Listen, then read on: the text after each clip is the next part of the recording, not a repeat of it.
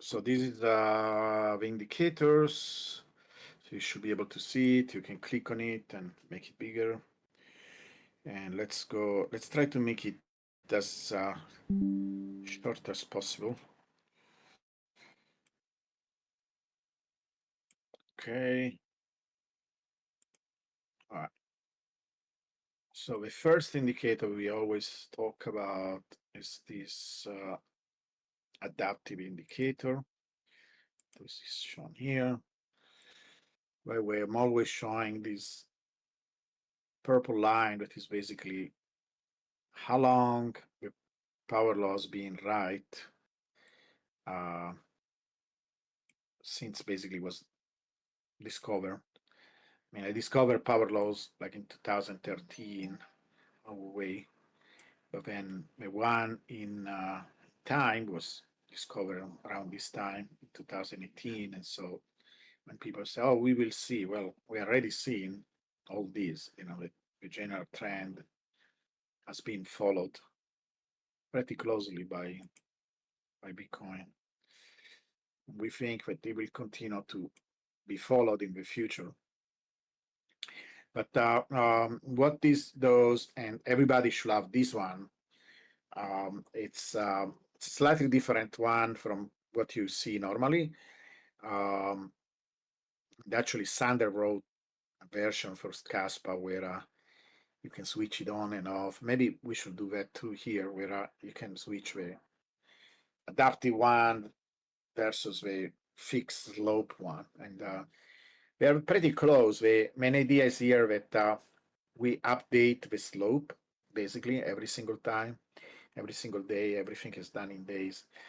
And instead of using just one single slope. The reason to do that is to show that even if you did that, you will still get something that pretty much looks like the power law. So it shows that it's very stable, that it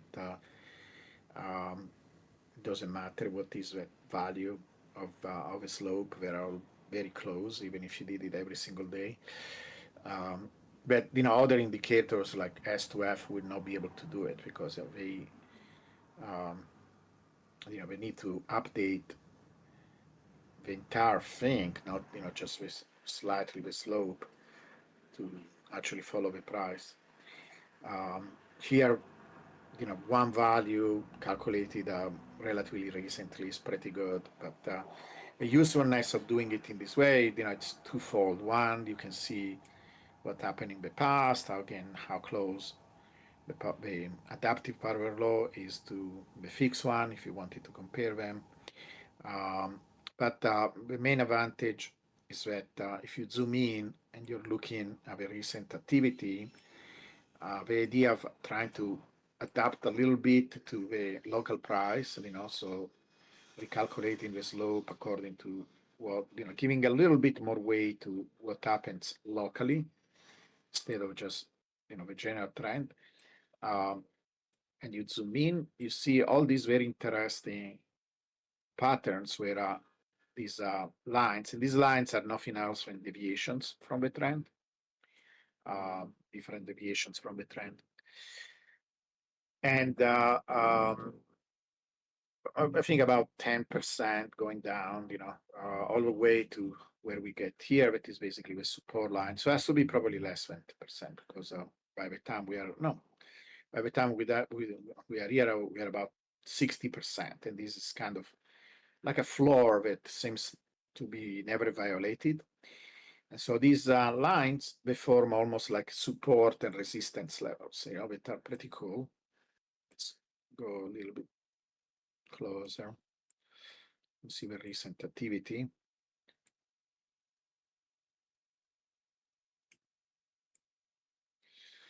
And see how here we have like support, another support, and there is a breaking of a support, and you can use it as a dip. Eventually, I want to see if we can put like alerts and let us know that we went through one of these support levels, because it seems like it really spends a lot of time in one of these levels. When it jumps, it goes to the next level. Look at this. When it jumps, it goes to the next level, stays there for a long time, maybe with revisiting the previous level. Same thing here. Look, it's very, very interesting pattern, right? And then in this case, it would jump 2 levels, right? But it still finds this. I mean, is it my eyes that sees that and I'm making up stuff, or is there real a pattern, right? You can look it up here, here, here. It's really cool.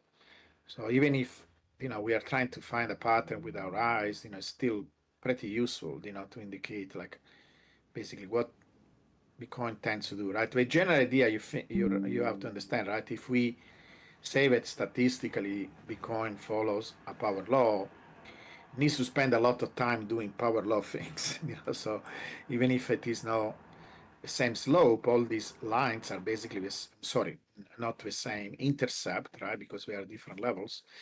The slope is the same. So in average, we already demonstrated that one of the graphs you see in that report that I just uploaded.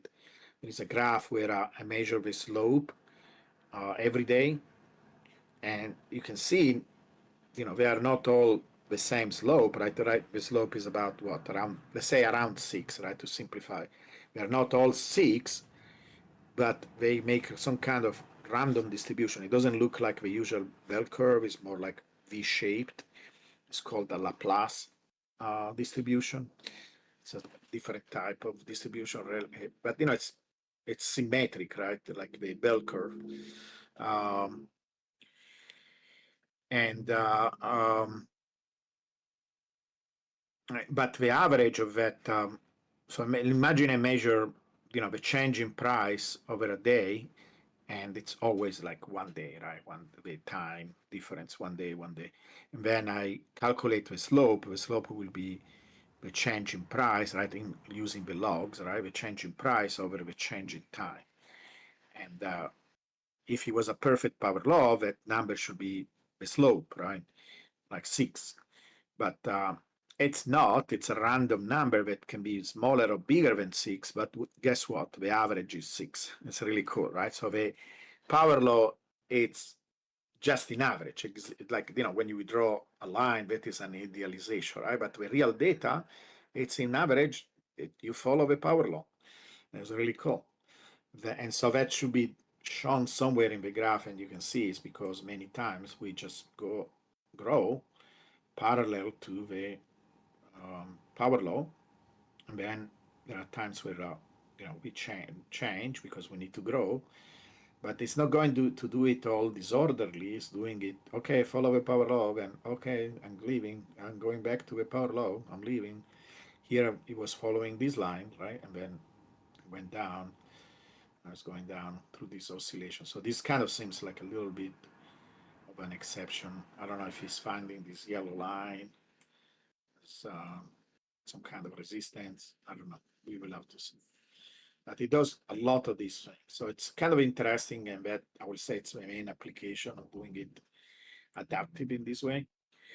Um, and then we projected in the future. I need to change this project maybe after we talk, because I always say, let me make a note. Change project. Need to do an update Quick of all question. this. Yeah, go ahead. Stop me at any time. Yeah, so the blue line is Yeah, the power law, right? yeah, yeah, Going yeah. the white line seems to be following the cycle. Can you help me understand what how the white line is working versus the blue line? Yeah, that was the next thing I was going to cover, but I'm glad that you're very eager to know, and so you ask the question. But Sorry, yeah, we're sorry for jumping ahead.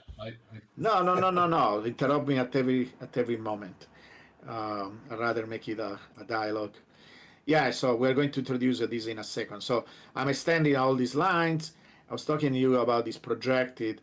It's really about 500 days ahead, because that is the limitation. Saving phase, show me something, but I need to make another note, extend the line further, because he claims there is a way of doing that, because it will be cool. I don't think it will be useful if we do it like for the next many years, even if that is possible. We could do it maybe switching it on and off because otherwise, you will be overwhelmed by the stuff in the future. Might But be able to maybe, make it an input. yeah, like an input to many days you want to go forward. Um, Right now it is an input, but the maximum you get is 500, but maybe we can extend it to see how you can extend that. But if you try to do it further, it doesn't. But maybe there is a workaround because this is what it is with TradingView. There are a lot of um, workaround. And by the way, you always want to check if the indicator has some level of customization because and I will try to add more stuff um, to make it more customizable. But here, for example, you can extend the number of days in the future, but unfortunately, you cannot go beyond 500. So this projected here should say projected 500 days or something like that because it's not the top.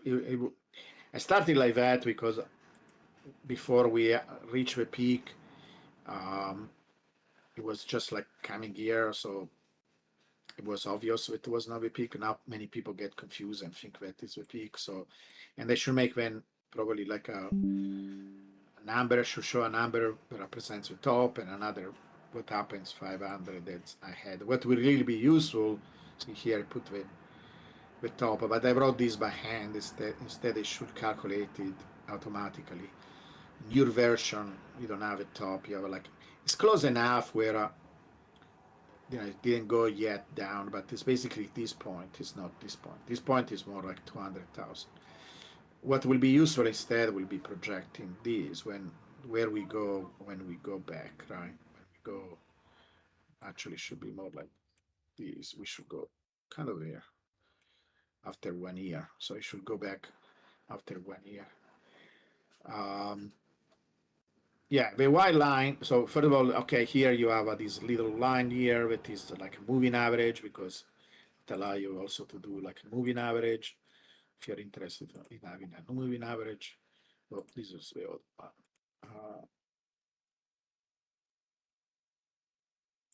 Yeah. So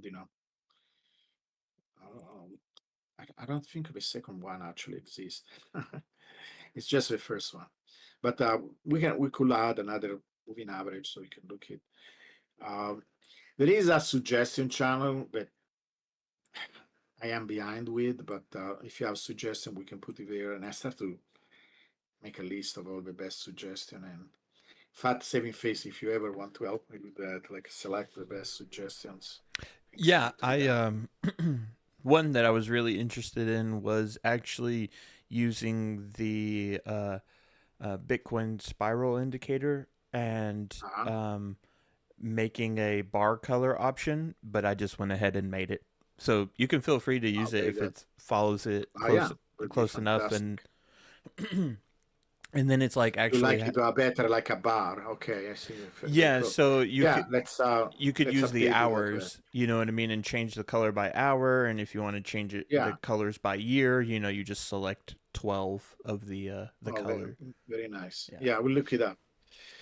Okay, let's talk about the white line. So the white line, it's my attempt, right? Because in a way, the bubbles don't exist, right? Because for the power law, so it's one of these things where eventually as I make the book, there will be like almost like a philosophy, a way of thinking, about all this stuff, because maybe even like terminology that we want to develop. It's not like that I want to force you to think power law like, but if that is really what Bitcoin does, it's probably a good idea to learn this terminology and these ideas, right? So one idea that the Bitcoin, the power law suggests is that you see how we we leave a power law when we reach some peak. And that actually today I was posting saying people tell all the time, what happens if a power law is broken? Yeah, you see what happens. We do it every 4 years. Bitcoin says, let me, I don't know. I'm still trying to study because I'm trying to learn all the time and trying to find explanations. That is the difference between me and many analysts. I never stop trying to ask questions, and trying to find scientific answer for the questions. So why this happened, right? We know it has nothing to do with supply shocks, etc. Because I would not say that if it was not true. If it was true, it would be a simple explanation. I will integrate it in my understanding of things. When I look it up and I'm trying to make sense of it, the data doesn't support that. There is not really any evidence for that. So it's something else, like people get excited, there is liquidity coming in, and it is associated with the valving. You see these triangles are valving, by the way. All the triangle is when valving happens. And yeah, so it happens sometime after valving, but everything happens sometime after if you divide everything by 4. There are elections happening in that 4 years. There is the World Cup. There are the Olympics. There are the Olympics making the price go up. I use soccer prices, the World Cup prices, to make a S2F model, and it worked. So everything can be used. But so there is something happening associated with the halving, or in that time between the 4 years, the 2 halvings. This here is one halving, this is another halving, and there is this bubbles there. And so, in one end, they don't exist for the power law because you see, look, we go here, and the other graphs are even more clear for that, right? And we can look at all the other years, but hopefully you are familiar with that, right? It leaves the power law. And there are 2 power laws. We think that the real power law, maybe I should make this line bigger, so it kind of emphasize that line. That line is what we call the support.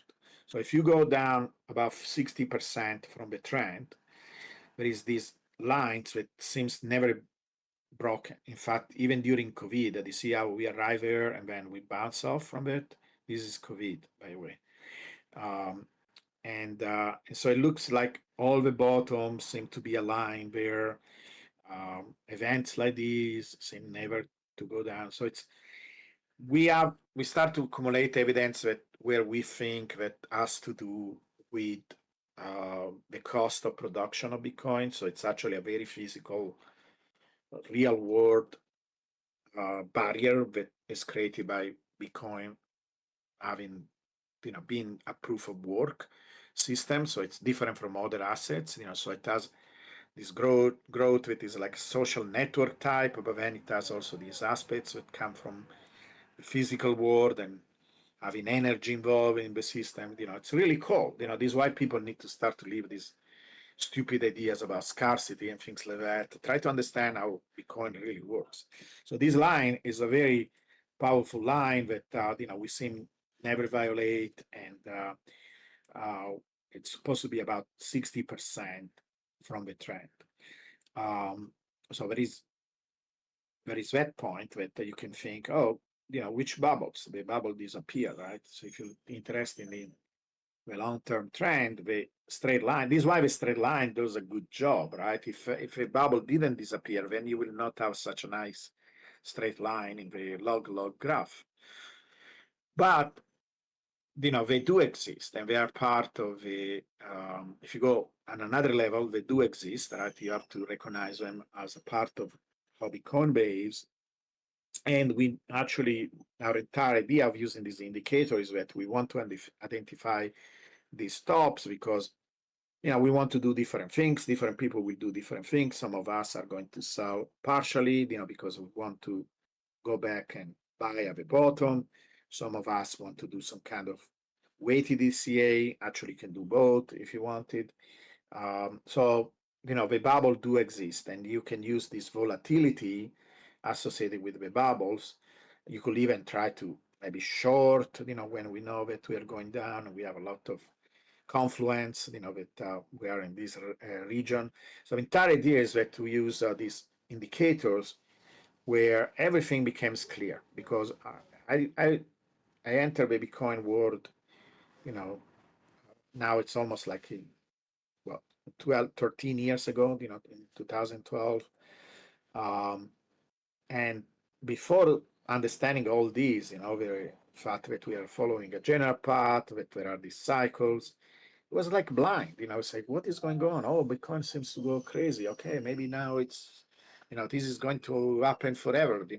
When there are these bubbles, you are tempted to think that that is what Bitcoin is going to do since now on. But if you understand it in terms of cycle, that this, yeah, it's a bull run. It's a nice 1 year. We will do this for 1 year. When we reach the top, you're not going to get scared when the price goes down, because again, the first time it happened, I got scared. This was in 2013, at the end of 2013. It was scary, because you saw these things. It was a new thing, it was going up like crazy. Thought this is it, I'm going to become a millionaire in very short time, and then it crashes on you, at that time, orange pill, a lot of people, everybody was calling me and telling me, Giovanni, screaming at me, what did it make me do? But now we know it's cycles, right? There are these cycles. And so the idea is, see, I did this to show, among the other things, right? I did it to show because people use S2F, right? S2F, before that, S2F was one of the most popular. It has these jumps associated with the halving. And then you see this kind of step that goes through the bubble. It's not supposed to be the top, it's supposed to be the average price. And people almost visually can associate this step with the bubble. Well, it's a step that lasts 4 years, so it doesn't really pinpoint where the bubble is supposed to be. But it's almost like it gives you the illusion that is associated with the bubble. And then I said, you actually can do better than that. You can actually pinpoint where the bubble is, where the top of the bubble is. All what you have to do is to recognize this 4-year periodicity.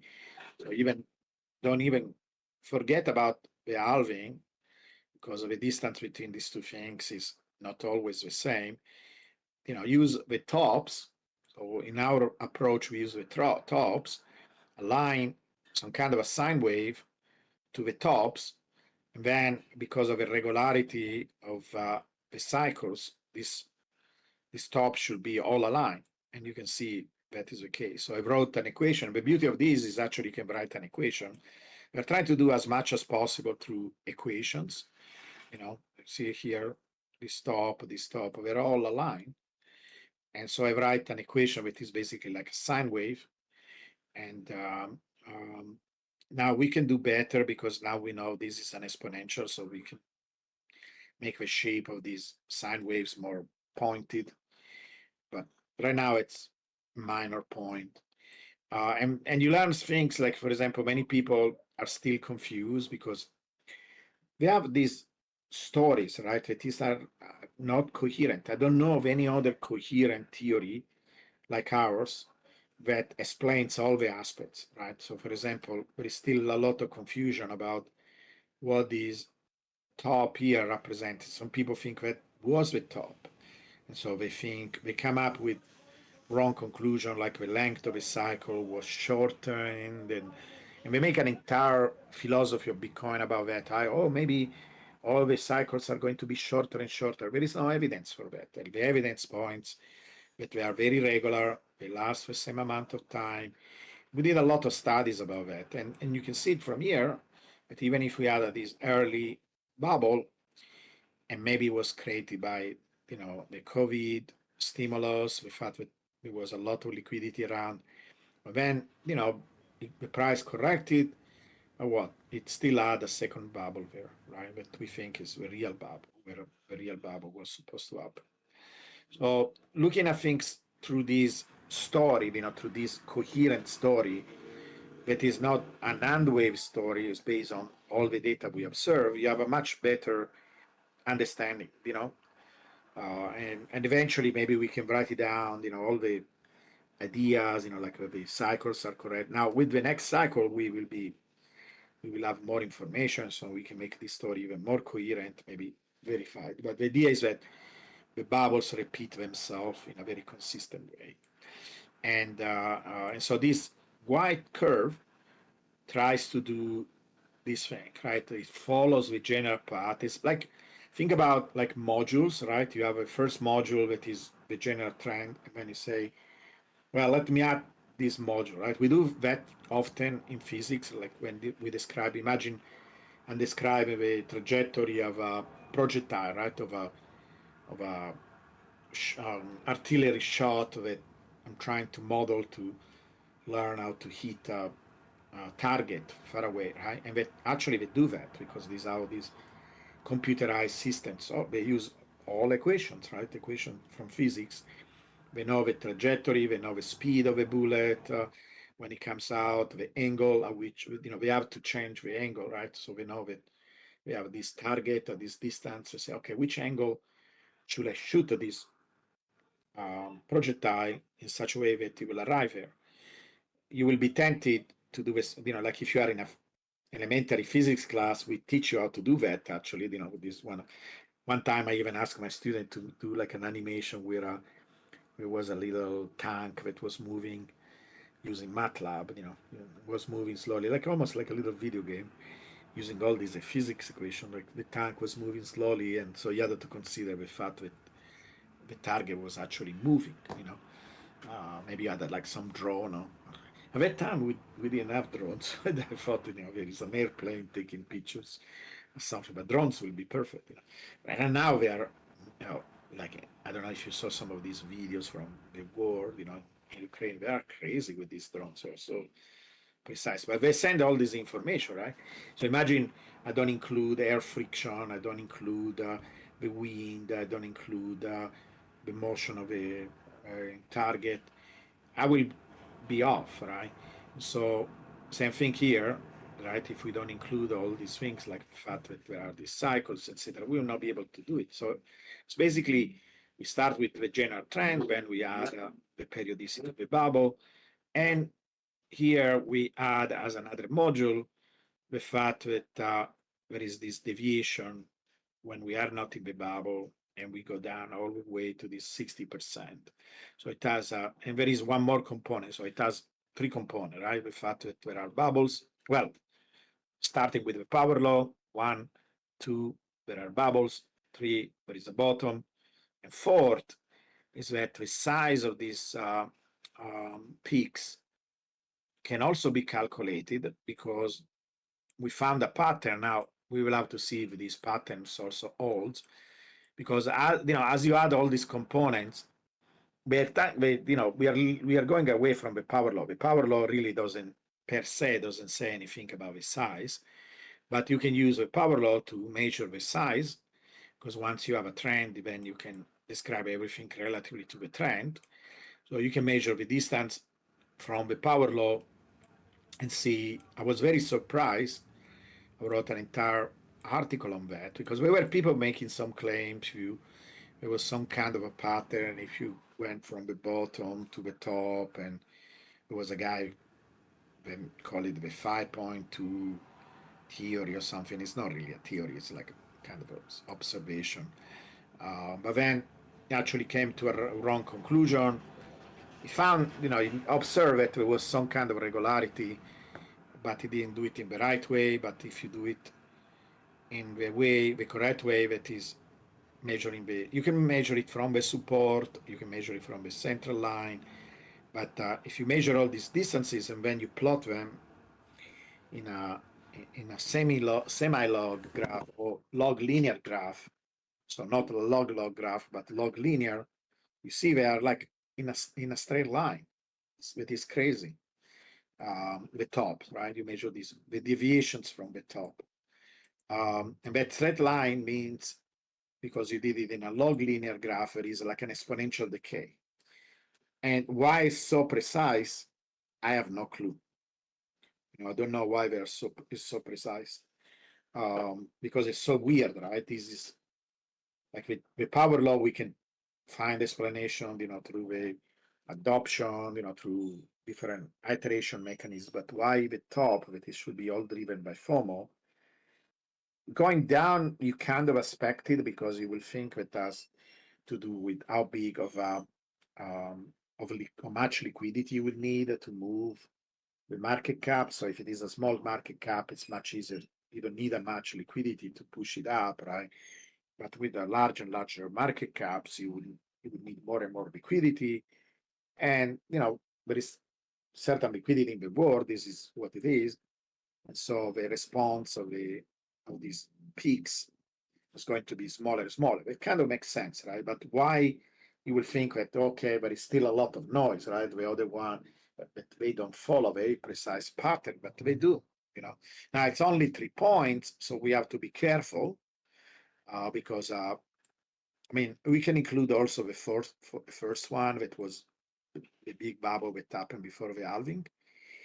But you know, even with, and actually even that, in fact, you could have used that one and the other two, because two are not enough, right? There is always a straight line between 2 points.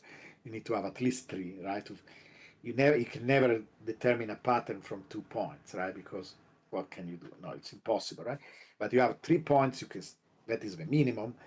But actually, we could have included the first bubble from, you know, the one that happened before the halving.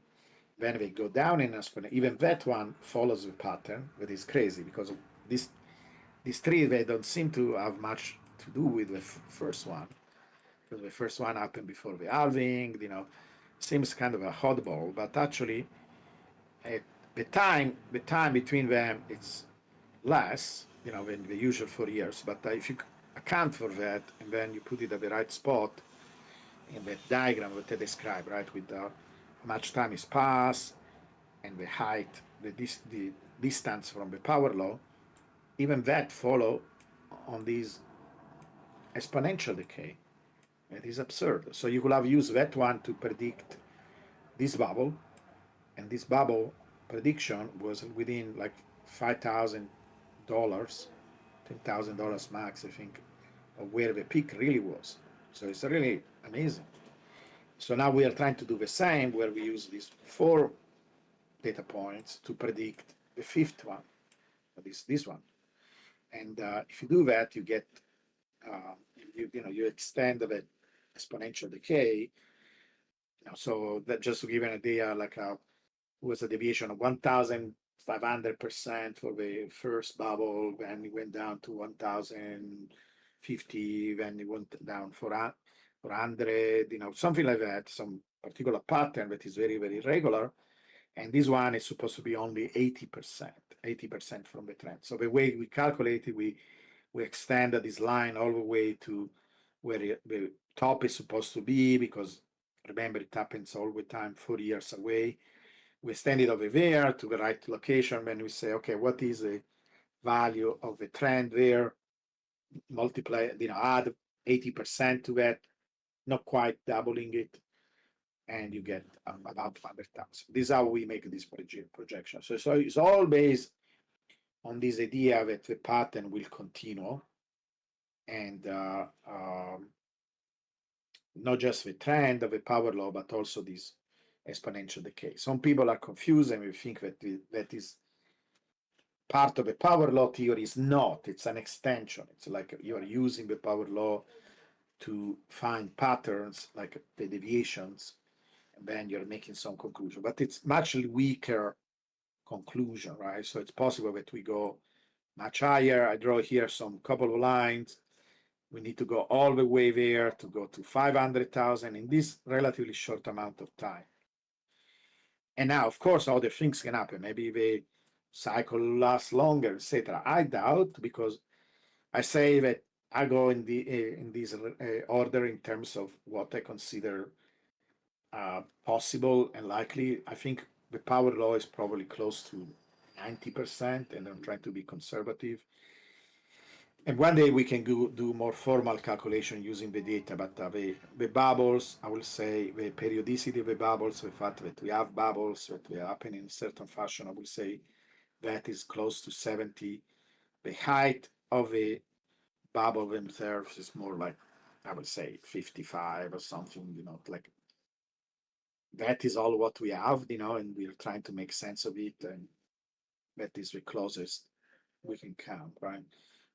It's better than just hand waving or coming up with just a wild guess that is not anchored to anything. This one, at least, if you follow the premises and you're trying to be consistent, and you say if everything happens exactly like before, even this decay, then this is what I'm expecting. So it's much better than just hand waving, and it doesn't look much going here because the log graph makes it look that is easy. In fact, oh wow, that is a million.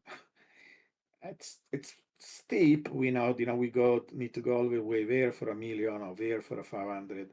When you switch it to linear, not this one, but this one, okay, and you look it in a linear fashion, it looks kind of crazy, right? This is where the bubble, previous bubble was. This is where we need to go.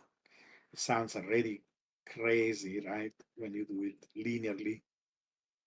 And then, in fact, look where the 500 is over there. I don't know how we go there in 1 year, and the million is even crazy, like over there, like it's like people saying that we go to 1 million. They are hallucinating. They are delusional, Look at that. It's crazy. Actually, this is where the bubble was. Sorry, this is where we are now. This was the previous bubble. We need to go there, but that really seems like unbelievable by itself. And the 500,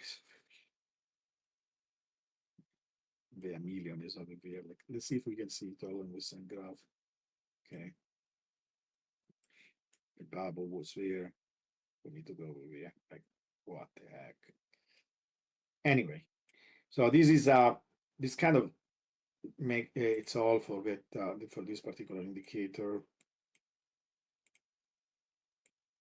Do you have any particular questions about this? Do you want to ask me anything?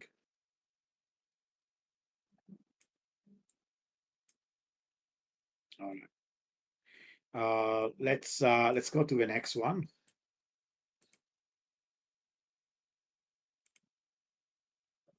All right. So this one is what we call the power law bands, and it's basically it's a simplification of the previous one. It has some additions, like for example, it put liquidity levels. We have the shorts are here. So basically, the way of thinking about liquidity levels is that it allows you to see where we could have some kind of resistance, when we go up, because many times if we are not ready and there is a push forward, upwards, there is a bunch of people betting that if a price goes there, these are leverage positions, like a lot of them, darker, brighter, wider the line is, stronger is that liquidity level. So for example, right now, there is a very strong one at around 72. So, and these are dynamic, so people will change because if we slowly go there, then probably people will push it up. But right now, we are relatively. What happens if I hear some kind of Yeah, Nix's Yeah, I audio was going to switched. ask a question. So his Sorry. you just need to mute your mic, bud. Yeah, no, I was going to ask a question, which is why I unmuted. Yeah. So the liquidity line that you're showing, that's coming from an exchange. Is that a correct understanding? Several exchanges. Yeah. Yep. Mm-hmm. Okay. And yeah, eventually we can do it where maybe we can select exchanges, but right now it's kind of an aggregate from all the exchanges. So it's information that comes from the exchanges, yes. And the way to interpret it is, if you see a relatively dark line like this, so there is nothing to worry up to that level. Maybe there are minor levels like here, for example, but very strong lines indicate that there are a lot of people betting. Basically, there is a lot of liquidity there, right? So when we arrive there, there are all these futures, there are mostly futures contract where people want the price to go down. So we are going to short. That creates some kind of a pressure for the price to go down. It doesn't have to stop there because if there is a lot of momentum, sometimes the price goes up. This is when actually you hear sometimes, right? All these, um, people got liquidated.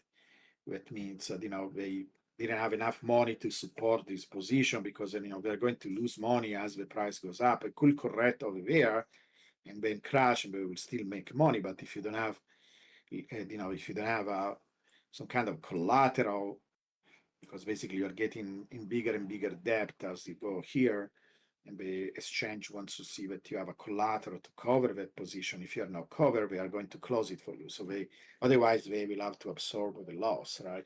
So they are going to close your position, and you get stuck with the loss, even if there is a correction afterwards, right? And so you hear this news like, oh, 100 million liquidations. These people lost money by betting against the movement of Bitcoin. And sometimes they do make money, otherwise they will not do it, right? But the idea here is that as we move forward, upward, we're going to see a lot of resistance around this level. It is about 73, at least right now, right? If it happened right now, because these are pretty dynamic, they change all the time. But you see, basically, we were in this regime where the price was like it's oscillating back and forth. We have been in this regime for a long time now. So this indicator as this same thing with these levels. Right now, for example, probably one of it. Notice like there are resistance here at the power law. I don't know if that is a natural place where to put it, or maybe people know about the power law and put a lot of about that support power law thing, and they start to put some. It's interesting to see that, right? We are putting a lot of buying position. That case is buying. They want to buy there. There are lighter ones before, but this is very strong one. They saying if the price goes there, I'm going to buy. I'm also going to buy. But these are already made positions, right? They are waiting for the price to go there. Then they are going to buy as crazy, even with leverage, because we are hoping the price bounces back, and then we are going to make a lot of money by that. But it's interesting, right? It's interesting to look at these patterns. Anyway, so this one is a moving average. Again, it's one of the things that you can control because there is something that says moving average. And by the way, you can, if our liquidity is distracting, you can turn it off here, and then you have this color coded line that is an average. You can control if you want to make it longer or shorter. It's basically, what is it? Moving average, right? Let's say I wanted to make it 1 year moving average, then it's going to change it, make it so it becomes much smoother. And it's going to color code it according to how far it is from the how big of a deviation we have from the power law. And so green will indicate negative deviations or downwards, red will be upwards deviations. It's kind of cool because it's a moving average that you have. It is color coded. It's mostly few colors, but we could make it smoother in terms of color if you want. There is a, you can actually, you have a more parameters here, but I will not touch almost anything. It's mostly like you can, it is based on one particular slope and one particular intercept. Like if you do a calculation yourself offline using data, then you want to update it or change it. It's not going to change much anyway, but it's there as a possibility. You can choose the upper band. They put one, about 0.4, which actually means 40%, 60% from the trend. This is the percentage. Basically, are multiplying the power law by that number, right? So we give you 60% deviation from the trend. And this way, we have our bottom. And this one, unfortunately, we don't have a line like that, right? That represents the tops because there is this decay. But you can write a big number where if you are above that, probably we are in bubble territory. And there's also color coding the area where the full model is above. So again, here is, we call it the full model, these oscillations with the bottom, with the K, we call it the full model. It's not always doing a perfect job in trying to reach the bottom here, but it's trying to do many things at once. So, trying to detect the top, trying to detect the bottom. We can improve it, but this is why we use many different things. But the main function is really to tell us where the top is. And it's doing the same thing, it's projecting it for the future. Again, this is only 500 days forward. I need to add the top projection instead of just 500 days ahead. This is kind of it. This is all what this does. So it's a classic power law with the classic line in between, and it has also the full model.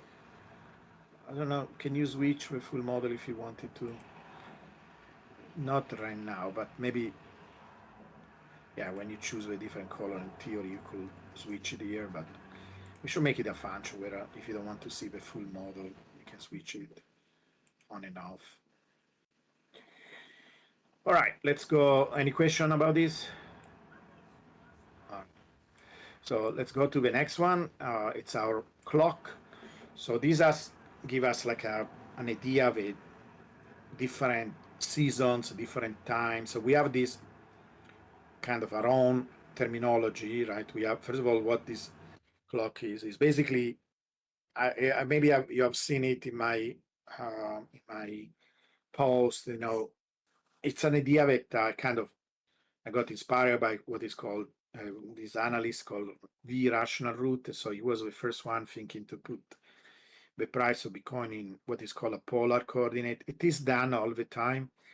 A typical example, in fact, the other day I was looking at this website. It has a very beautiful animation of data. So they contacted us. They want to work with us. We are going to partners with us, where we are going to have these interactive charts online, and you will have access to that are amazing. You can even you can have a little avatar, and you can go in the chart and play with the chart. It's really cool. But we had a similar chart to the clock where we had temperatures. Like you take a location on Earth and you look at the temperature during the year, so you can put them in a circular pattern where the radius is the temperature and the angle is the time, right? Because that is like an analog clock works, right? That every 90 degree in the clock is supposed to be 15 minutes, right? Then the entire cycle is 1 hour. Or if there are two little hands, right? One is slower and the other one is faster. The old guys know about the analog clock, the new ones. Like, what are you talking about? What is that thing? It's like it's like me. I know because I am an astronomer, but these ancient devices to find the position of the stars, etc. Right? Like the sextant, for example. Like the average person has no clue how to use it, right? Unless you're interested in history, or whatever.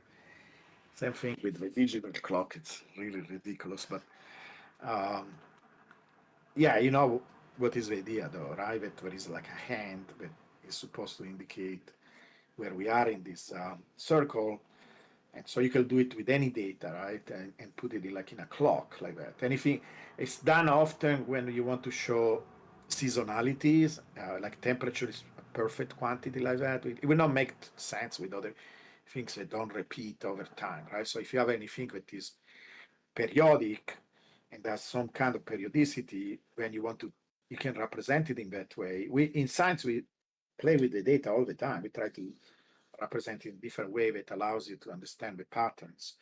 So doing it in that way, it makes you see better the cycles, the Bitcoin cycles.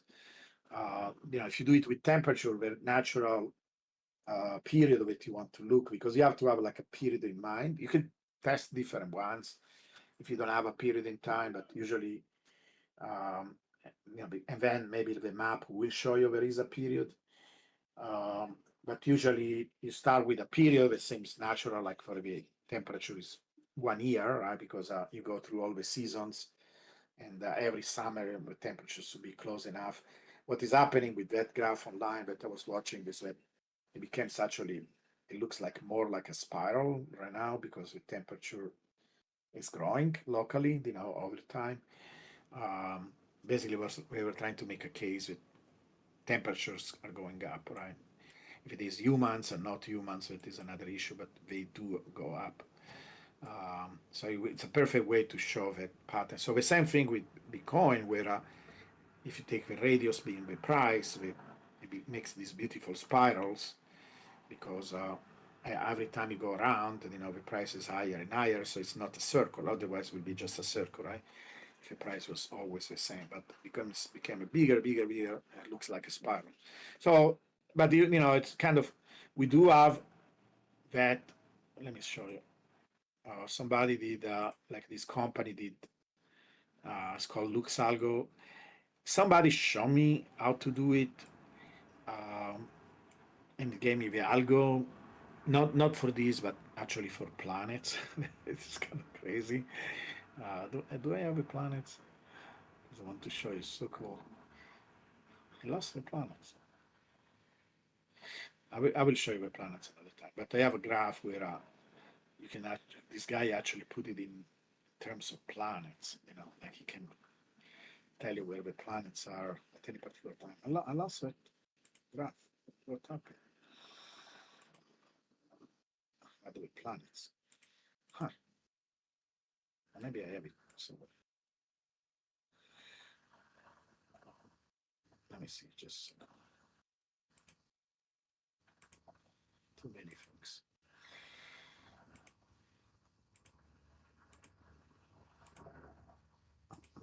By the way, oh yeah, here is the planet.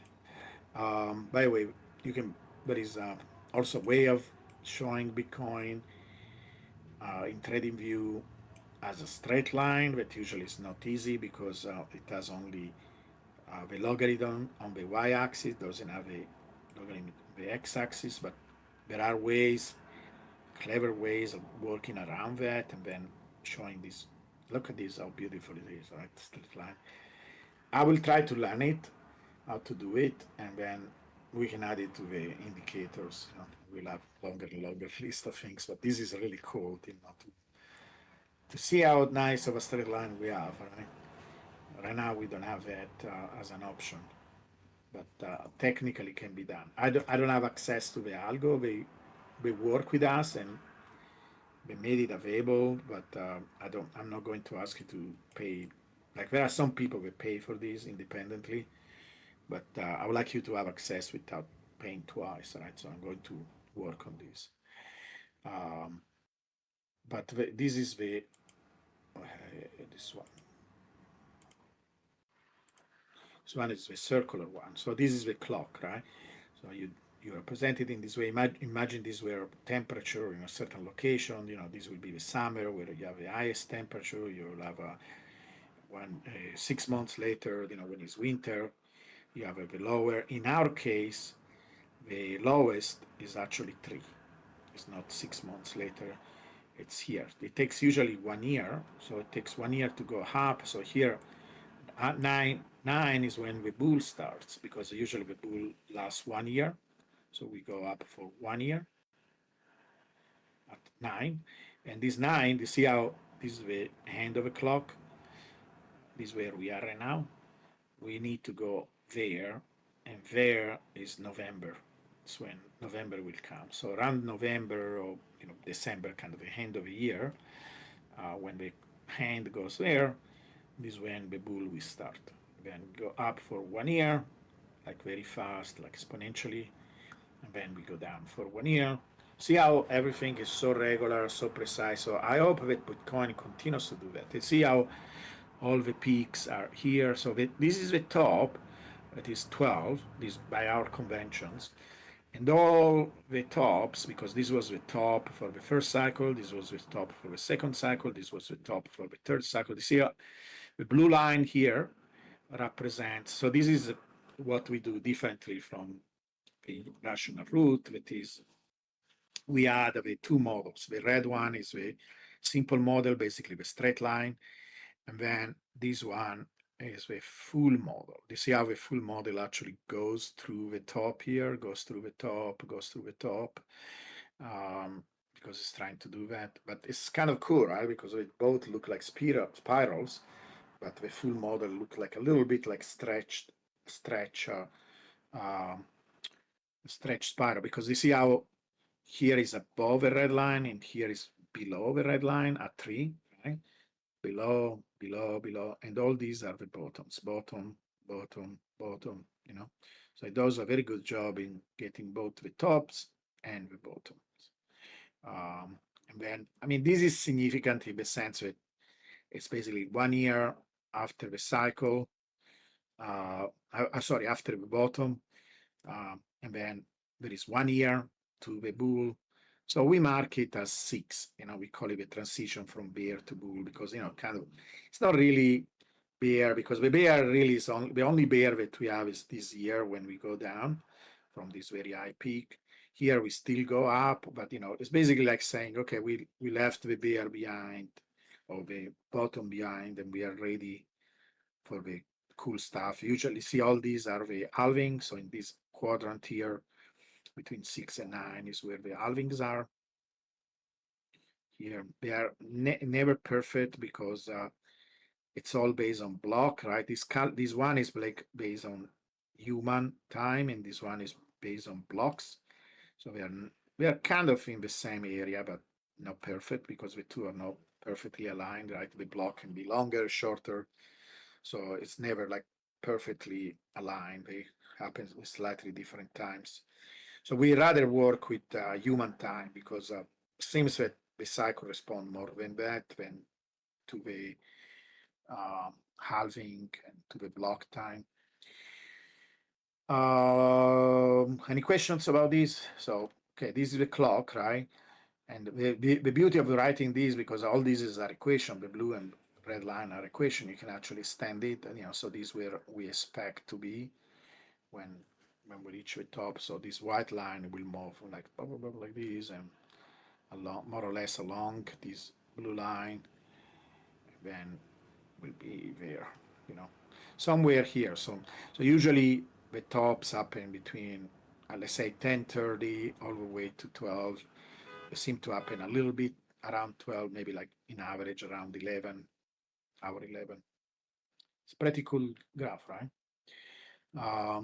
So going back to our graphs here, we try to represent that, but, you know, how do you do it in a linear graph, right? So you take the sine wave. So basically anything that is circular, anything that is circular, you can think about representing it. Imagine at every place, and I'm projecting the shadow of these lines, you know, the white line, the blue line, the red line, along the y-axis, right? So imagine there is like some bright source of light, and you're projecting along the y-axis. That is called the sine, right? So it looks like a wave or a sine wave.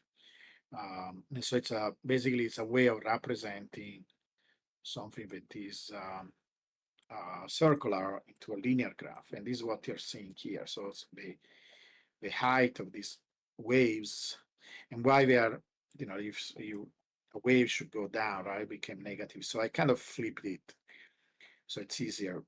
Otherwise, some people will say, you know, oh, this is a bottom, and what is going on there? So I made it all tops, and then of course there are some people, but are you saying there is a top there? No, there is not a top. The top are here, they are indicated clearly, right? This is the bottom, this is the transition, basically is the bottom of that sine wave. So I kind of flipped it, right? I made it all positive, took what is called the absolute value of the sine wave. But you see how this height of the waves are becoming bigger and bigger, because basically it's not a circle, it's like a spiral that becomes larger and larger. So because it's supposed to be the price, right? The height is supposed to be the radius, right? Of these waves are supposed to be the price.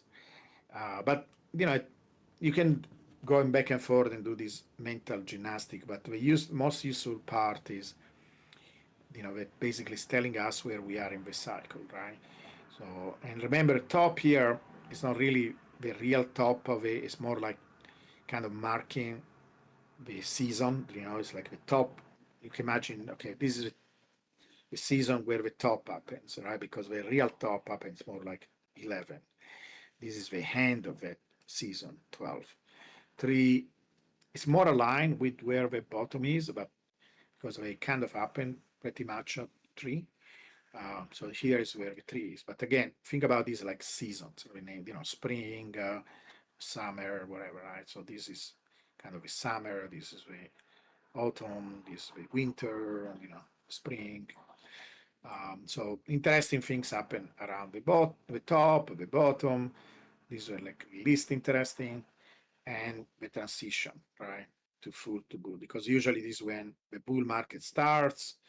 Um, it's a simplification, right? Because of course nothing ever happens exactly like 1 year after 1 year. But if you go and check exactly what happened 1 year later, because each of these quadrants is 1 year, right? So, well, 1 year after 6, or 2 years after the bottom. Okay, we were there. Is the bull market started there? Probably started there, right? That is where kind of started. Um, so it started a little bit earlier than maybe 8. But that again, it gives you like, it divides things in nice, neat boxes where you can find all these important events, right? Like again, the bottom is pretty much aligned with 3, right? Here, the top, okay, a little bit before the 12 o'clock, and so on. So the beauty of this is that now you can write an equation for this and then project it. So we know when the next bull market should start. It is kind of here. This where the bull market. And these are the two curve. One is the full model, the yellow one. And again, you can immediately understand which one is which, because you see how the full model goes through the top, goes through the top, goes through the top. See, it does a very good job in going through the top. So it's telling you again, it's another way, like you could identify just by these where the top is, because you could say, we have many confluence signal, right? You have this signal, then you have this one. You can say, well, when it goes across the yellow line and then it comes back, that is a pretty good place where I can say the top happen, right? It's crazy. Here, top, right? And so it's pretty cool. See, this top, not this one, right? The real top. So same thing, right? So when this line with the yellow line will cross the price and come back, that is where you will say, oh, okay, when it comes back, that is my top. And again, that should happen in this region here. See, we project it to the future, and we know where it's going to happen. So basically, around November of next year. All right. Again, interrupt me if you have any questions at any point. Now we have this indicator. This is what is called the Hearst indicator, but it's pretty cool. This indicator basically looks at the fractal properties of Bitcoin. So the different nature of the oscillations and the different type of noise, because you can look at the local properties of Bitcoin and then say, okay, this type of behavior, does it look like this? Does it look like that? And it's really interesting. You can go deeper and trying to understand what it means, etc. But from a practical point of view, basically, it allows us to create this indicator that goes from 0 to 1, and there are mainly two regimes. Really, it's more like a gradation, where you could learn different things from the numbers. But to make it as simple as possible, is you can divide two areas of interest. One is if it is below 0.5 or above 0.5. Let me make another note, because you guys don't have this orange line. I'm going to make orange midline for Hurst coefficient, because I should add that, because it's a useful line to have. You can always add a line yourself manually, like I did. Is what exactly I did here. but it should be something part of the indicator. But you have numbers, right? You can see 0, if it is close to 1, what happened? If it is above 0.5, and it's color coded again. Here, the color code means deviation from the trend. Here, color code means how close you are. Basically, is time, right? So it's redder and redder as you come close to the 12, greener and greener as you come to red, to 3, and things in between, right? So this is time based, deviation based. This one is based on this number, right? So if you come closer to 1, it becomes red. If you come close to 0, it becomes green. And if you are above 0.5, it means that the price tends to be trend following. And notice, usually when we have a bull run, we are in this regime where we have trend following. Because the price goes up and it's pretty consistently going up for almost 1 year. So it shows you that we are in that particular trend where we are following a trend. And so it's cool because that more likely than not, the price is going to do what it has done. So if it is going up and has done in a pretty consistent way, then probably is going to do it also later on. And so that is one of the usefulness of this indicator. Like for example, right now we are in this regime where we are going back and forth, right? It's oscillating. And guess what? The indicator, since some time, is telling that this is exactly what happens, because when it is below 0.5, it means that we are doing exactly that it is some kind of average. Usually that average is the power law, because we saw many times we basically oscillating around one of these, not necessarily the middle one, but basically something that is parallel to the power law, one of these levels. But in this case, we are going down through this line, we have done very consistently. You can see better here where I kind of almost actually draw the line. We're going up and down, up and down. So this will be the mean, the average behavior, and that indicator is telling us that we are in this regime where we tend to go back and forth around some kind of average. And so if you are going too far away in either direction, the price will correct and go back. So it's a pretty cool indicator that you can use for different situations and so on. Even trying to make sense, like you will look at something like that, say, oh, okay, the earthquake coefficient is below 0.5, but we're going, it's pretty close to 0 right now, very small. And so it's a very strong regime where we are going back and forth. Probably, if we are going too far away, then the price will correct. I even have, let's see if I can find it. I even have a graph where I've had it, where it is. I had it, or maybe I turned it off. Yeah, I turned it off. I added, we can talk about this when we go to the liquidity indicator.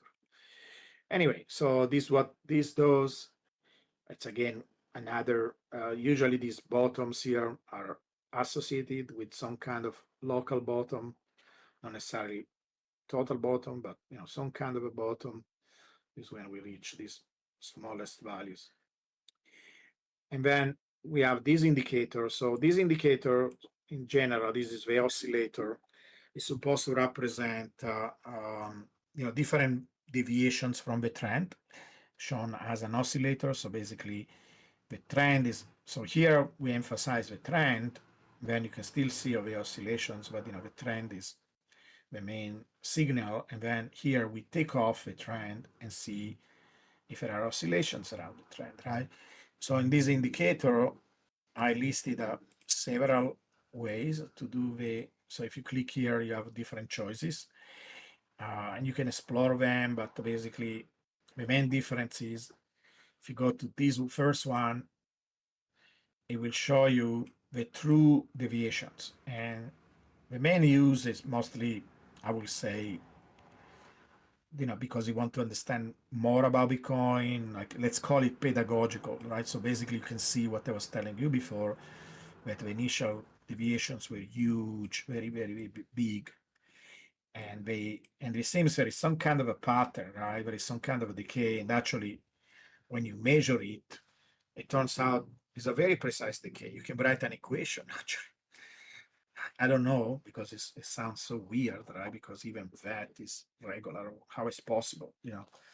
We will think this is the least regular thing, because it's now mostly driven by FOMO, but even that is regular. Now, will it continue to do this pattern where, basically you can draw a line, draw an exponential that goes down, then the next one, will be here, that will be smaller. I don't know. We will have to see. But you can play with these. This doesn't have a lot of practical application besides being cool and allows you to learn things about Bitcoin. Again, the color code means how big of a deviation there is. The most useful, and you can play with the other ones, right?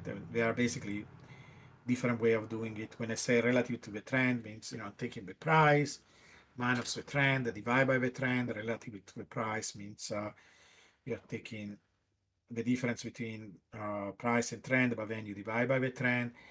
This gives you an hint that what I was telling you before, that basically the reason why we have smaller and smaller bubbles has probably to do with how big the market cap is. So if you divide by the price that is basically proportional to the market cap, you see this bubble much more similar in height, because now you're saying I'm going to adjust it by the price, right?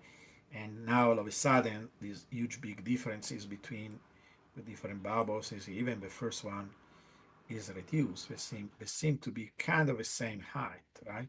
So that is an hint that is telling us that the reason the heights are different is because they are kind of proportional or inversely proportional to the market cap. Smaller it is, bigger the bubble.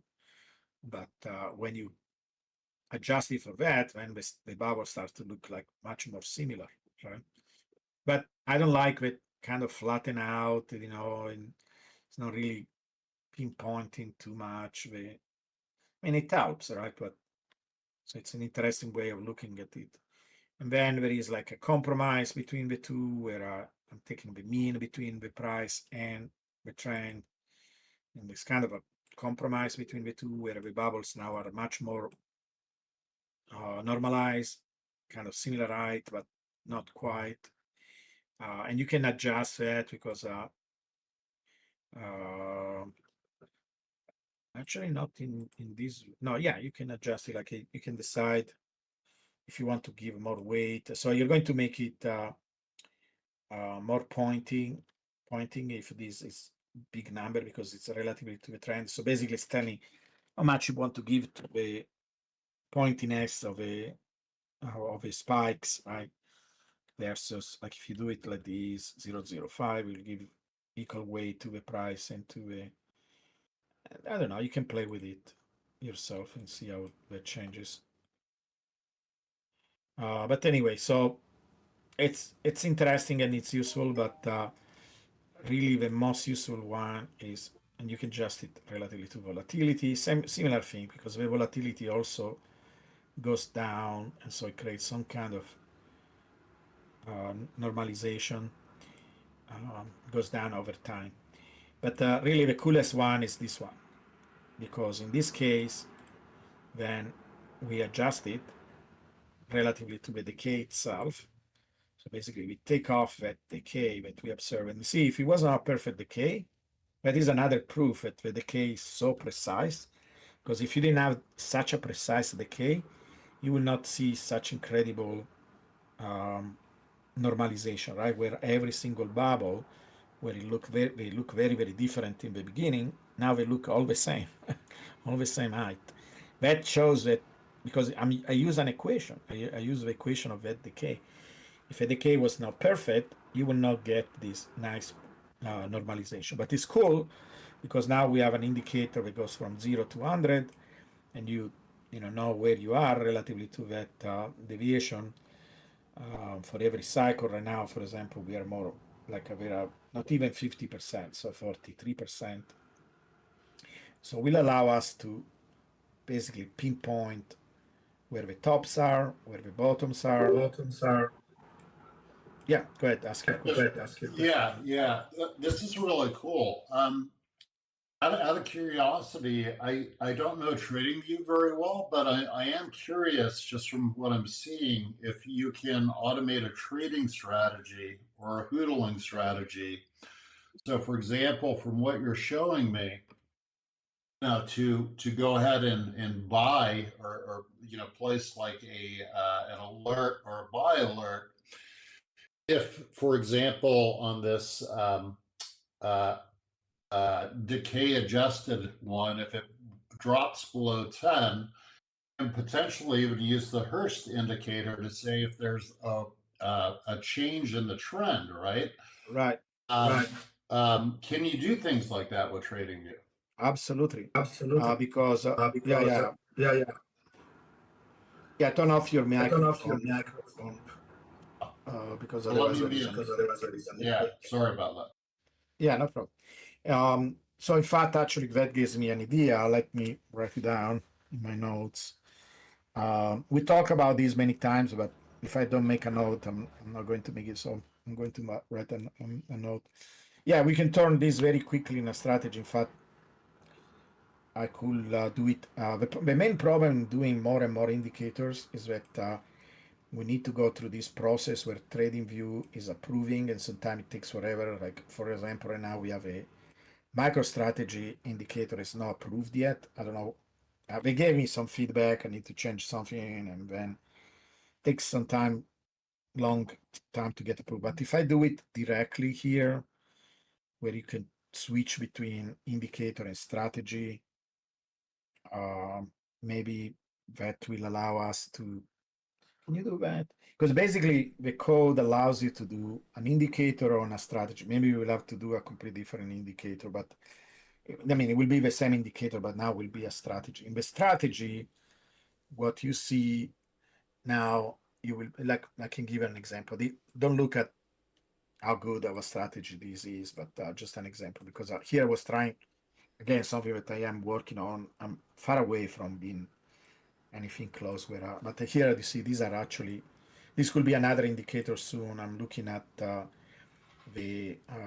flow from the ETFs. These are how much is coming in and out. So I'm playing with these. It's far away from being anything usable right now, but eventually this could be another indicator that we add to our arsenal. We will have so many things that nobody else has. It's going to be crazy. But here, just to give you an example, see if you make it into a strategy, you can give them some if statements like if this happens then, and then it draws like little arrows where you are supposed to do the buy, you're supposed to do the selling. So we can transform it into that, and it will be really incredibly precise. And you see that it's even cool because you see how it's giving you how good your strategy is working. Like this one is very clear, okay, but you will want to have a like a profit factor that is above 1, maybe even close to 2, and then how many times you're correct. I'm pretty sure we will be correct in this case is profitable means did you go up, right? I think we will get 100% here.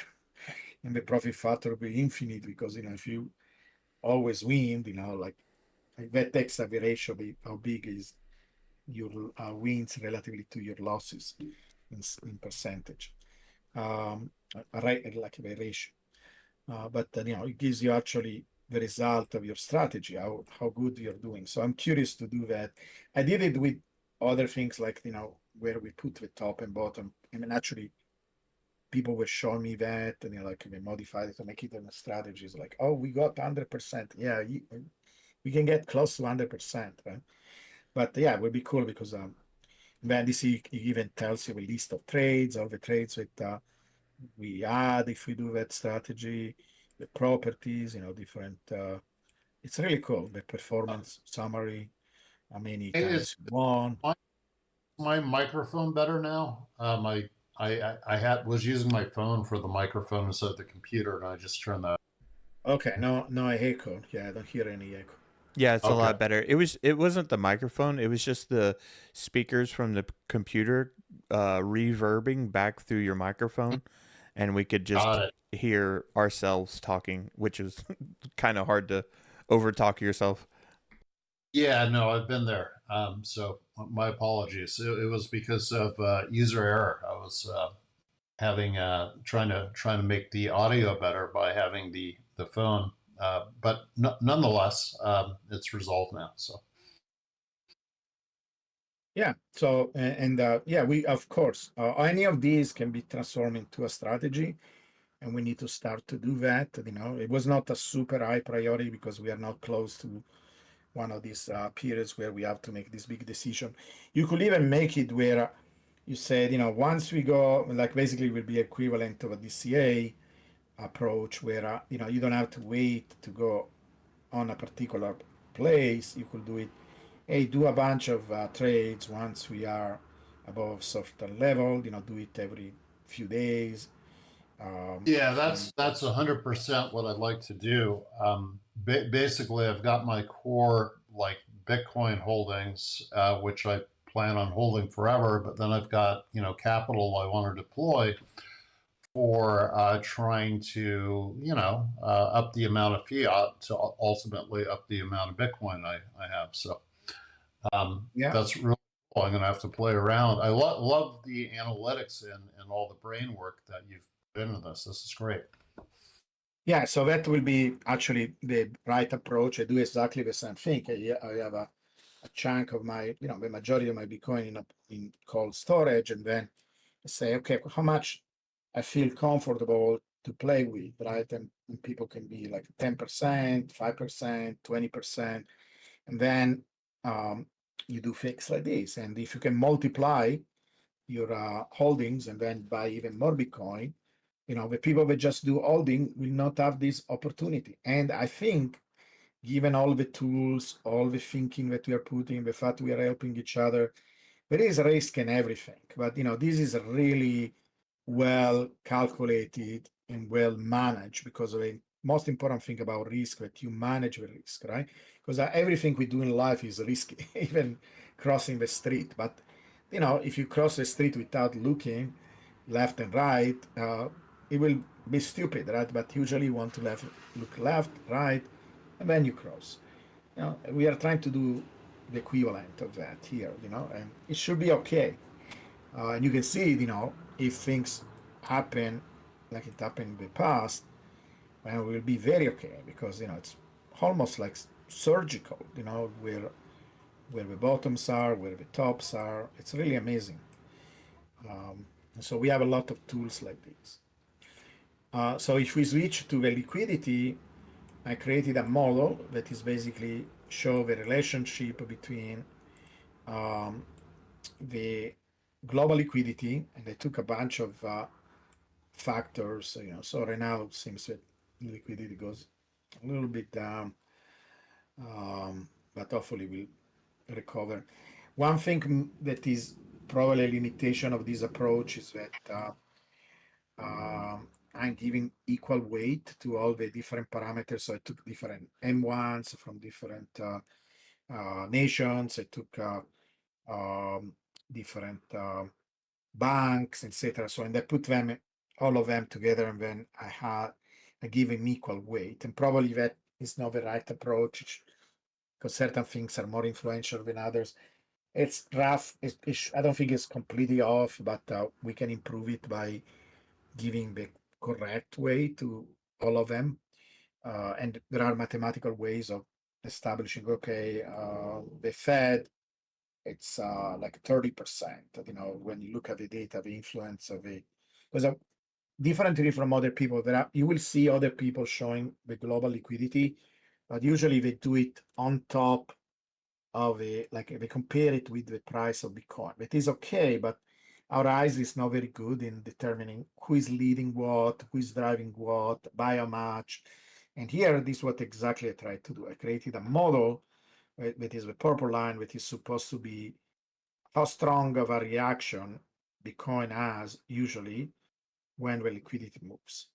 So it's kind of a fair value for Bitcoin based on the relationship between Bitcoin and global liquidity. I start with the, a chart where I plot Bitcoin on the y-axis, global liquidity on the x-axis. Is there some kind of relationship? It looks like there is. It's not a power law. It's much more complicated. So you have to use a kind of an. When you see, the beauty of a power law is that you don't have to come up with something complicated. It's just a simple straight line in the log graph. So it gives you a lot of confidence about your modeling.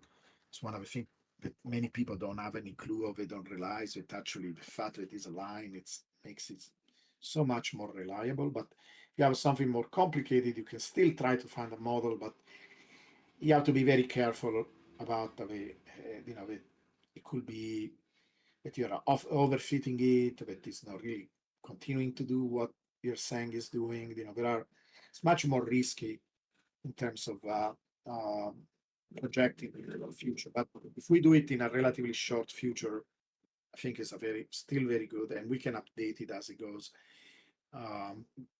But the entire idea is, okay, what the liquidity is doing relatively to Bitcoin right now, and then once you have a model like that, when you're looking for patterns, are there any recognizable patterns? So one of the most striking patterns right now is that it looks like every time we started a bull market, we had an excess in liquidity.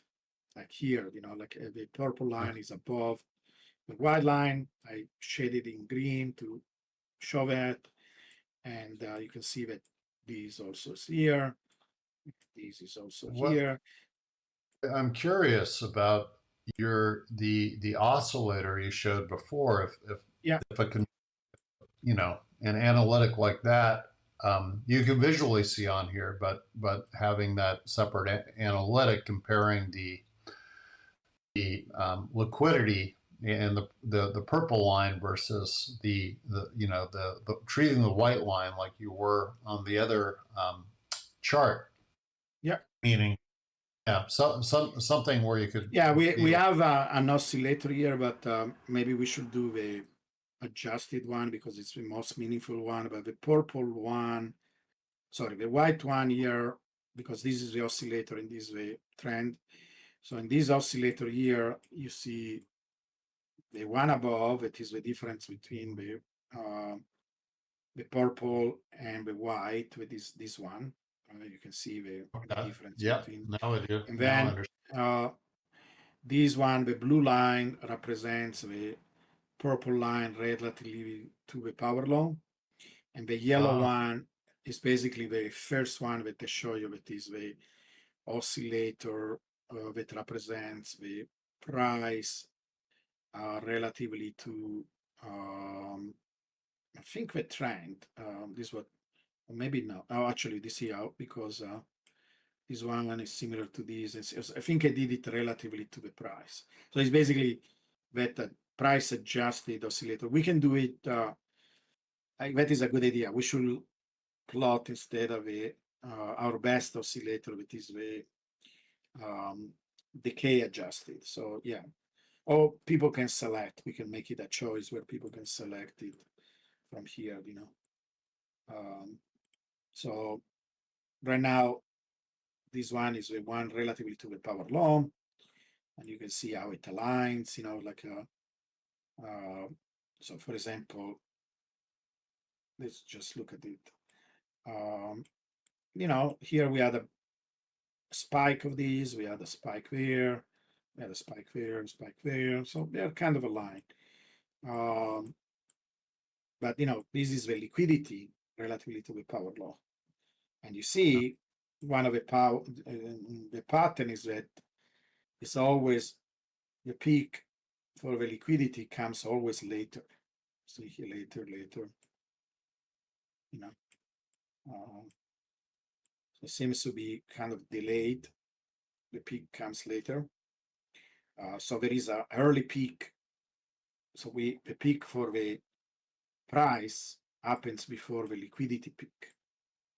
That is You would interesting. think that the liquidity would would I come before, but yeah, You know no, the what? data. I think you know why it happens. I think is No, because people go crazy, and they push the price much higher than the liquidity will mm, justify, and I so it's see. all. Yeah, but it's really the definition of a bubble, and so people It's really go crazy. There is no liquidity to support because it's red. You see, every time there is one of these, the real top, because up to this point we have a liquidity to support the growth. When people go crazy, it's all frenzy, it's all FOMO, and they push the price very, very quickly up. But because it's not supported by the liquidity, we crash. Again, got these it. are what you do. Once you got a model like this, you go back and try to make sense of it, right? You're kind to interpret. And Sure. I think it's a good interpretation, right? The interpretation is the part where people can debate and discuss. Oh, I think this is what it means.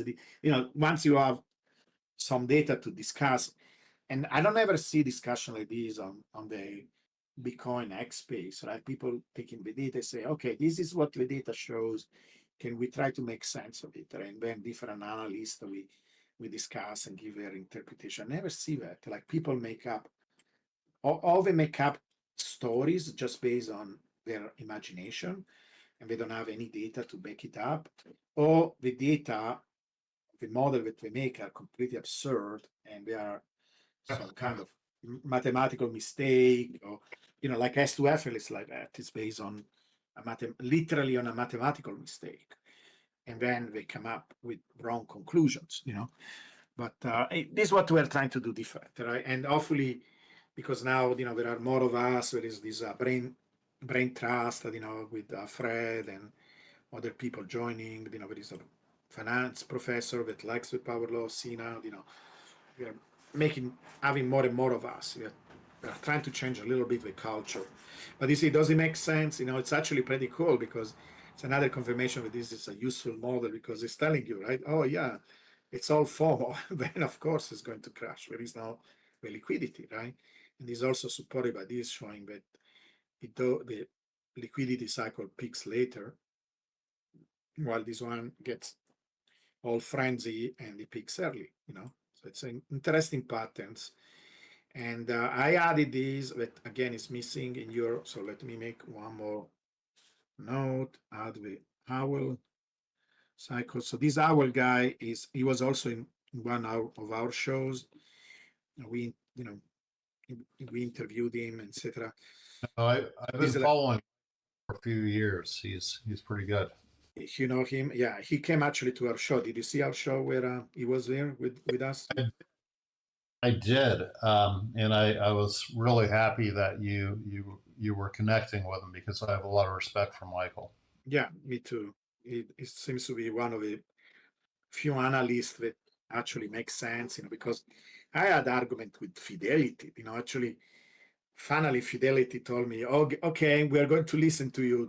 We're going to have so this is the crypto director for Fidelity, and they want to have a meeting on the 10th where I'm supposed to show them why they are wrong, because we are talking about these S curves and they are following Plan B. They even have Plan B. They have a S2F model featured in one of their documents. Like to try to tell investors, and and finally I was able to convince them to actually give me a chance to tell them why all this stuff is wrong. That we are talking about the wrong stuff. Um, and I had another time. It was not the same director. I was talking with the director. I had like a kind of a live confrontation with the director of macro, and the guy was like doubling down and tripling down. Like I couldn't realize that. Like one of the things that at a certain point he started to say, the price of Bitcoin kind of curves like that in the log linear chart. Is like a kind of looks like a rainbow, right? So he was saying that pattern has an asymptote, like eventually will flatten out, right? Because there is some kind of a ceiling. And I realized that he doesn't understand that it's an artifact of a graph, and there is absolutely not a ceiling there. Like he was using his like like an intuition, like an average person will do. Like I'm okay with an average person looking at the graph and thinking that it's flattening out. But like a supposed expert, right? Somebody that is a professional, is probably paid huge salary from Fidelity, saying something like that. When he doubled down and said, look, there is not an asymptote there. Well, what I meant that is actually the derivative is slowing down. No, it's actually accelerating. It's not slowing down. Like he didn't know basic math, like what are you talking about? And this is I like think, direct. yeah, Yeah, I think the challenge is we as humans, once we believe we know something, it's hard to what am I trying to say? Take in new facts, and when the facts change, your opinion should change, right? yeah, Um, and so I don't see um, a ton of people doing things with data and math from the very beginning. So you look logically, as you said, and you create these stories that make sense. Like, okay, there's this many blocks in the halving, and the issuance gets cut in half, and look what happens over time, and you could very easily build stories that seem correct to you, and then you believe, and then when you're presented with other potential facts of why things are occurring, it's hard. It can be very hard for you to accept a different truth. it is. It is. But I was also surprised that it seems, I think because of many of them have this economics background and they do study math, they study, but they look at things in a very, very different way than a physicist will. And, we are much more used to, um, to explain everything with real mathematics and real patterns, that you can actually measure and data. We have a different, I mean, this is why there are not many economists that build real things like physicists. Almost everything that you go look around, from the chip, from the transistor, from the CAT scan, physicists created them, right? Then engineers made them more practical, more efficient. But the initial invention was almost always a physicist, or an engineer that was close to be a physicist. So, it's completely different. And maybe it works most of the time because maybe it's their domain, but physicists are starting to move in this domain too, because we created like branches that are called sociophysics, where we started to study social events through the lens of physics. There is such a thing called like econophysics. It gives you really a completely different approach, but I think it's the real one because it's more like, okay, it worked for the physical sciences, it worked for biology. Now we apply to this domain. It's much more hand waving and much more like even basic stuff like that, where I will think like, okay, this person has an intuition about that. Like this finance professor that I was telling about, I respect him a lot because he said that we became friends because he helped me in one of these online discussion. He was taking my side and he was giving more like the finance translation of what I was describing. And then he would talk, on DM, he told me, Giovanni, I know exactly how you guys think because I worked with physicists before. And you guys are right. It's like we need to change and be more like you. So we started to get along because of that. But the other day he was showing, and I like Seyfedin, because he represents is one of these people that really contributed to, the author of a Bitcoin standard, right? He contributed to the movement. He wrote this nice book. In particular, the historical parts are very nice. Uh, how he makes a explains why Bitcoin is so powerful and unique. But he's from this school of economics where they basically even disregard math at all. They think that it's not even needed. And he was showing some statistical conclusion that Seyfedin, so Sina was showing some statistical conclusion that Sefedin arrived to, that when I read it, I thought it was a joke. I thought, is it really serious? Like, something crazy about how, if, like he was talking about actually S2F. It was a long time ago. One of the reasons S2F became so famous is actually because Sefedin supported it, mostly because he mentioned stock to flow that Sefedin made a big deal in the book about it. And so, yeah, you're right. It was all like a feedback of confirmation bias in both directions.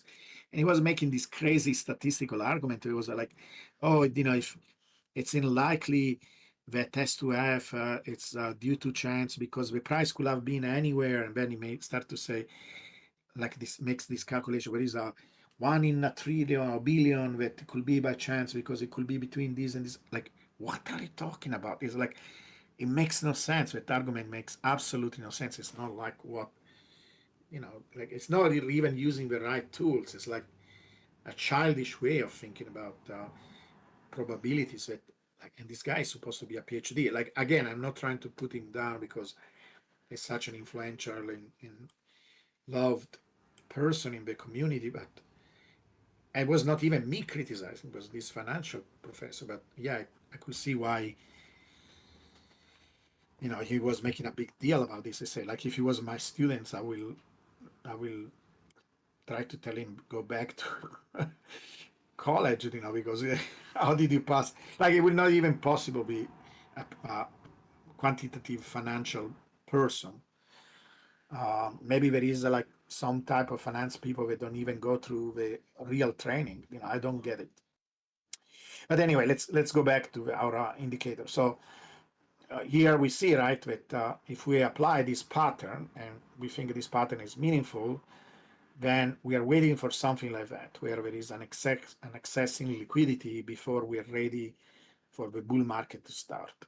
And it's not happening yet. And mostly we are in this place because, and again, we can make a story, but instead of just hand waving and not having the evidence, we do have evidence, right? It's like usually we should be closer to the bottom in our general understanding of how the price action is, because that is what most of the time we do when before the bull run starts. But it could be that there are local events where the price is being pushed away from this support, and then Like, what happens, right? Like in this case, what do you think that happened? What was the indeed. big event?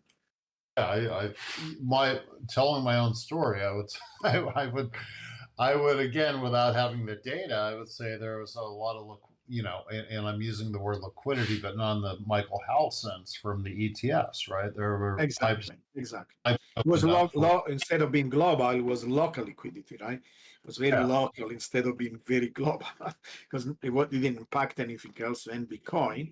And so the other liquidity didn't care, right? Because it didn't affect the global liquidity, but the local liquidity got affected.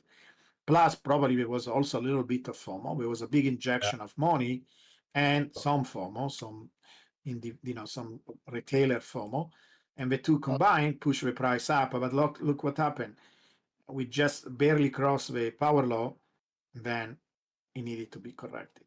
Because it doesn't No, there like to was be there. definite FOMO there. There was a lot of FOMO, right? Yeah, Everybody was like, discussing about front running Wall Street, right? So yeah. And yeah, some people were hinting that we broke the power law, but no, you actually reach the power law, say I don't like it so much, and it corrected itself, and is still correcting. Because again, if we continue to be on the power law, it needs to be staying on the power law. And so I decided, okay, I'm too far. I need to go back and correct it itself, right? Um, I, see, once you start to see things in this coherent way that the power law shows us, you start to make sense almost of everything that happens with Bitcoin. Now, will it continue? We will check, we will monitor, but so far the story is consistent. So this other element about global liquidity, let's see if it continues to be consistent. The idea will be that somehow this purple line will cross this white line at some place. Right now, it was following pretty nicely. This curve now seems to be deviating. So let's see what it does. Maybe recovers. It's a little bit worrisome. And again, it could be that it's mostly mine version, but it's not. It's giving too much weight to other things. There is a way to check that. That is, you could go here and turn off some of these things. But these are all the different contribution. But eventually, I want to give them like the right weight. Right, you can see what happens if I turn off one of these guys. This brings everything down. What about if we take the American? Yeah. Okay, not much happens. What happens? Yeah, it goes down. So it does. I've had a little going down. Let's see if it is China. Where did I go? See, probably I'm giving too much weight. Okay, so maybe, yeah, no, it's still going down. Yeah, maybe we're giving too much weight to China. Let's bring it back. But yeah, we can look it up. But right now it seems there is like maybe it's just temporary. But eventually these two cross somewhere, and then we will need a little bit of liquidity around. It makes sense, right? And then the bull market starts. And hopefully that is going to be here where we think the bull market starts also seasonally because of all the regularity that we observed in Bitcoin. And then, it will happen. What is interesting that the owl cycle, the one of the main ones that he talks about, the one with 65 months, will this year. I tried to replicate it, not the calculation because I don't know yet how. I'm trying to figure it out, but it's proprietary. He's got a tremendous amount of data sources he uses, and Yeah, he's built that exactly. over the years. Yeah, it would be but very hard to to exactly. replicate. Yeah, but what I did, I kind of cheated a little bit because he has a graph where he superimposed like kind of an approximation, that cycle, like a kind of basically a fit, and that fit is kind of a sine wave. The amplitude doesn't matter, but the periodicity, 65 months. And so I looked at it and say, well, where does it peak? And I kind of try to align it with the one I found online. So it's a little bit of cheating. This I will add it to our indicator. We don't have it. And again, people can turn it on and off, but it should replicate kind of what you see in his graph, this line, because I aligned the peak and then I made it like 65 months.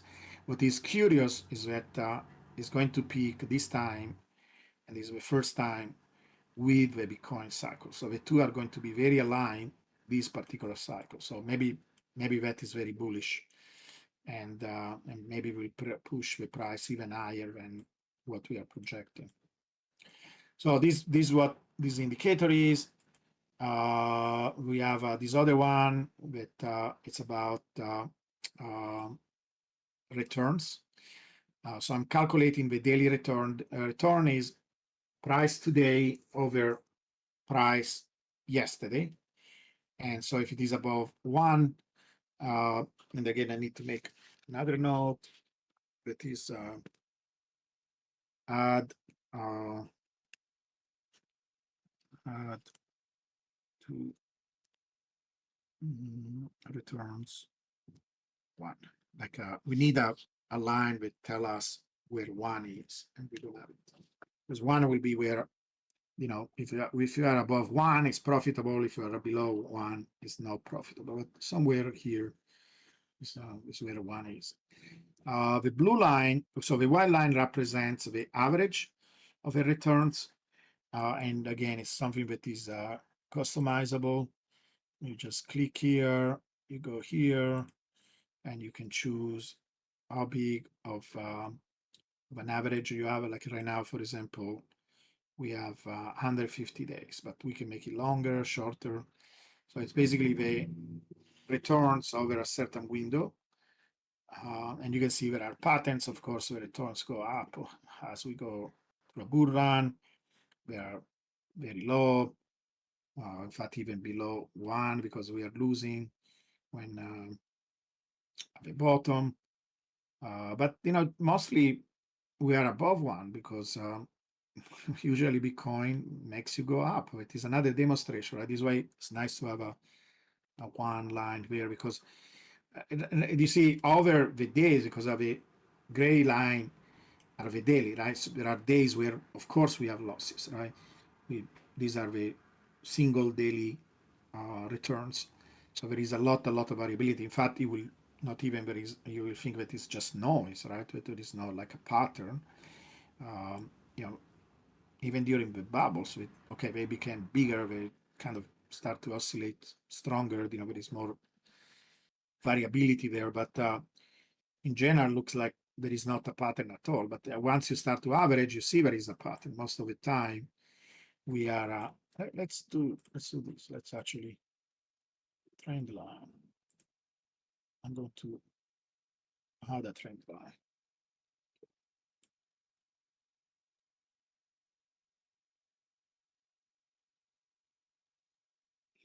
I need to make it programmatic, but now I'm going to draw it by hand. Okay, so yeah, if we are above that, means over the last 150 days, we were, we were making money. Bitcoin was going up in average. If we are like here, it's almost like it's kind of interesting, right? If you look long enough, 150 days, what, like 5 months, right? Over 5 months, we usually never negative. It's kind of interesting, right? It's not negative, like I should say below 1, not negative. Like we don't have a loss because loss will be below 1. Now, what is the blue line? So these are the instantaneous, right? The grays, the instantaneous. This is one standard deviation away. So like a day where we go above that is a very good day. A day that is below that is a bad day.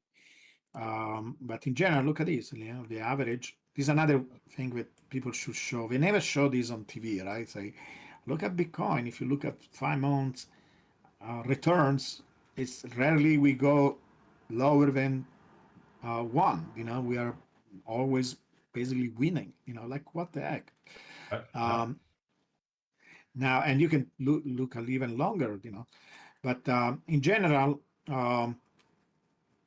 there is a decay of these returns, and in fact, is illustrated by the blue line. What is the blue line? The blue line is the return of a power law because it's a straight line, so it's going to look like it's not going back and forth. It's going to be pretty straight, and you can calculate it mathematically what it is, and that is the blue line. And the idea is that we want to show that the power law is not just a nice line through the data, but it's actually a statistical property of the data. And notice what happened, right? If I go back, let's just start this longer.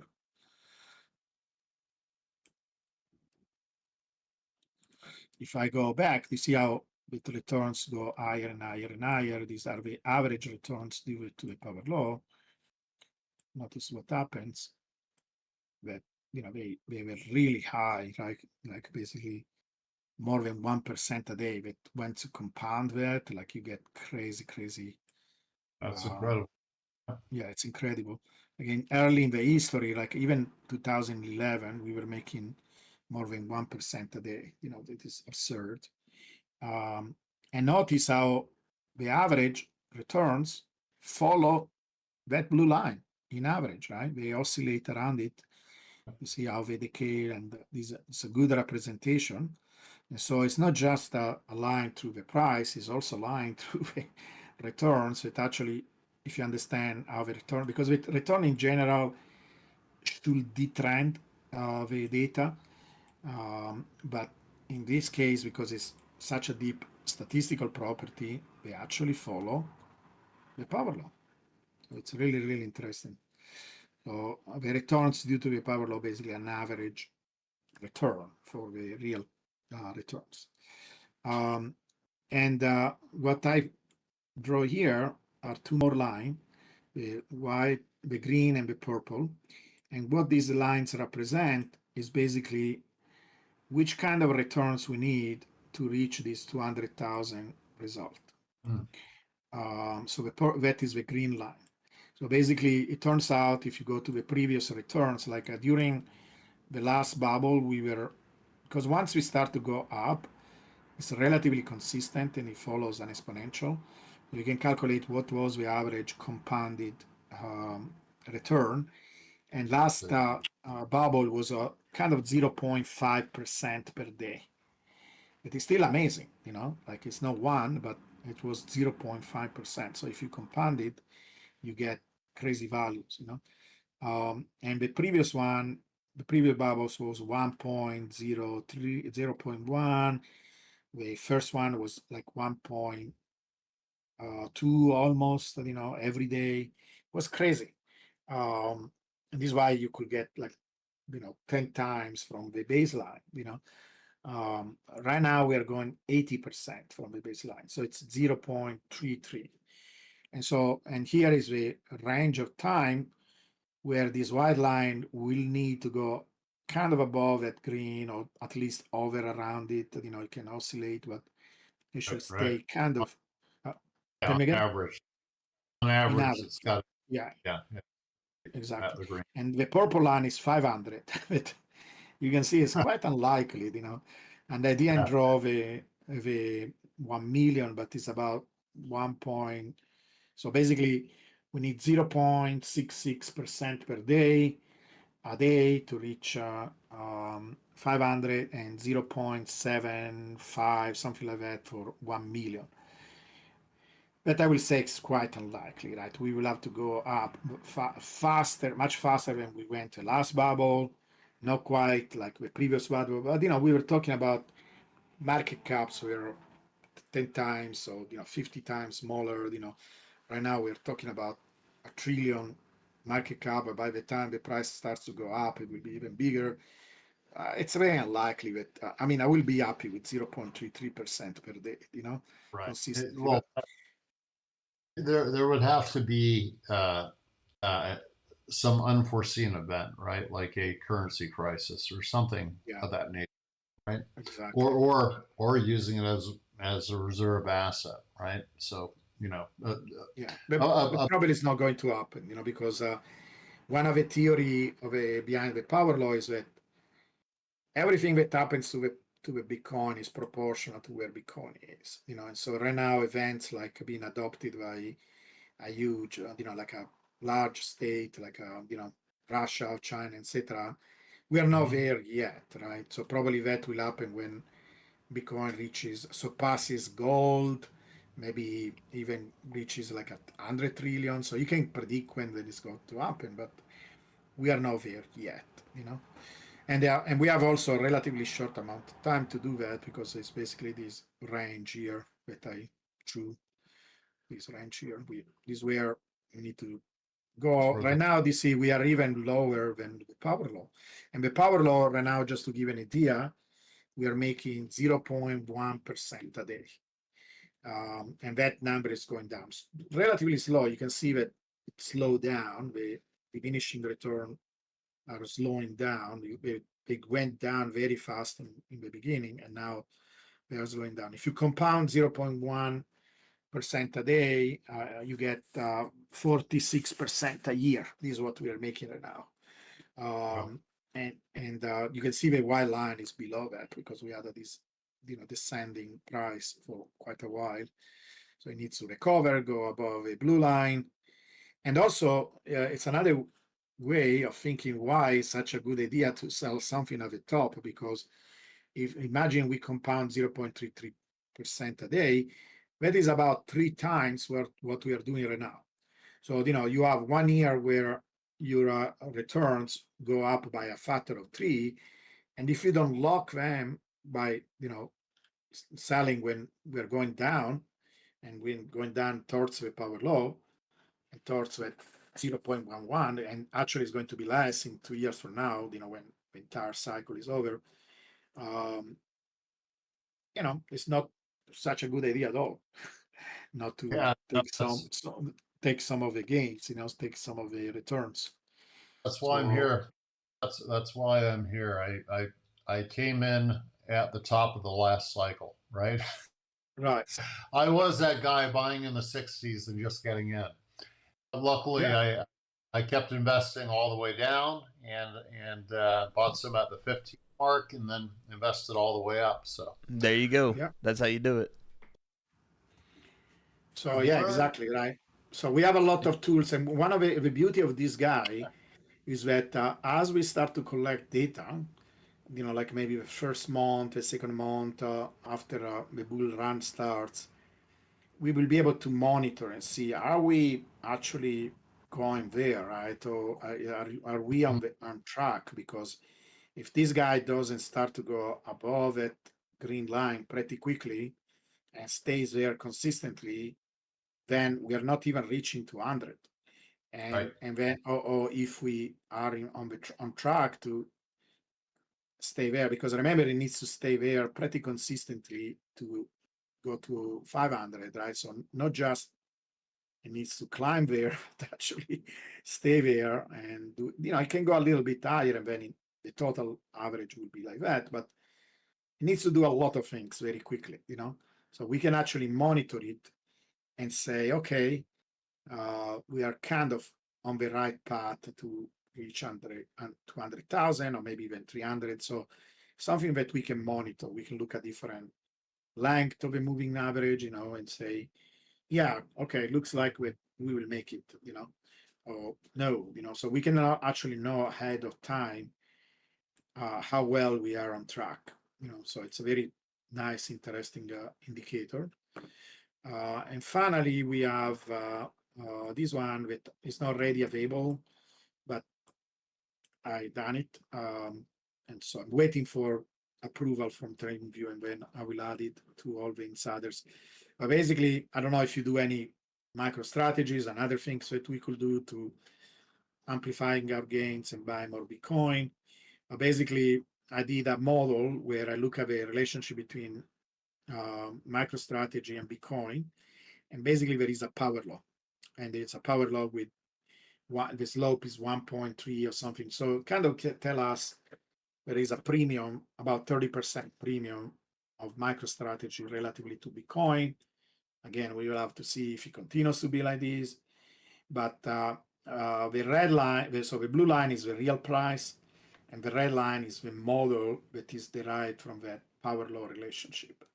And so, for example, right now is under the real price, which means a MicroStrategy is overvalued, even given the usual model, right? The usual relationship between the two. The green line represents, so if you went from that model, it says basically Bitcoin price power of 1.3 equal MicroStrategy price. If you take that and then you go and say, but how this grows in time, right?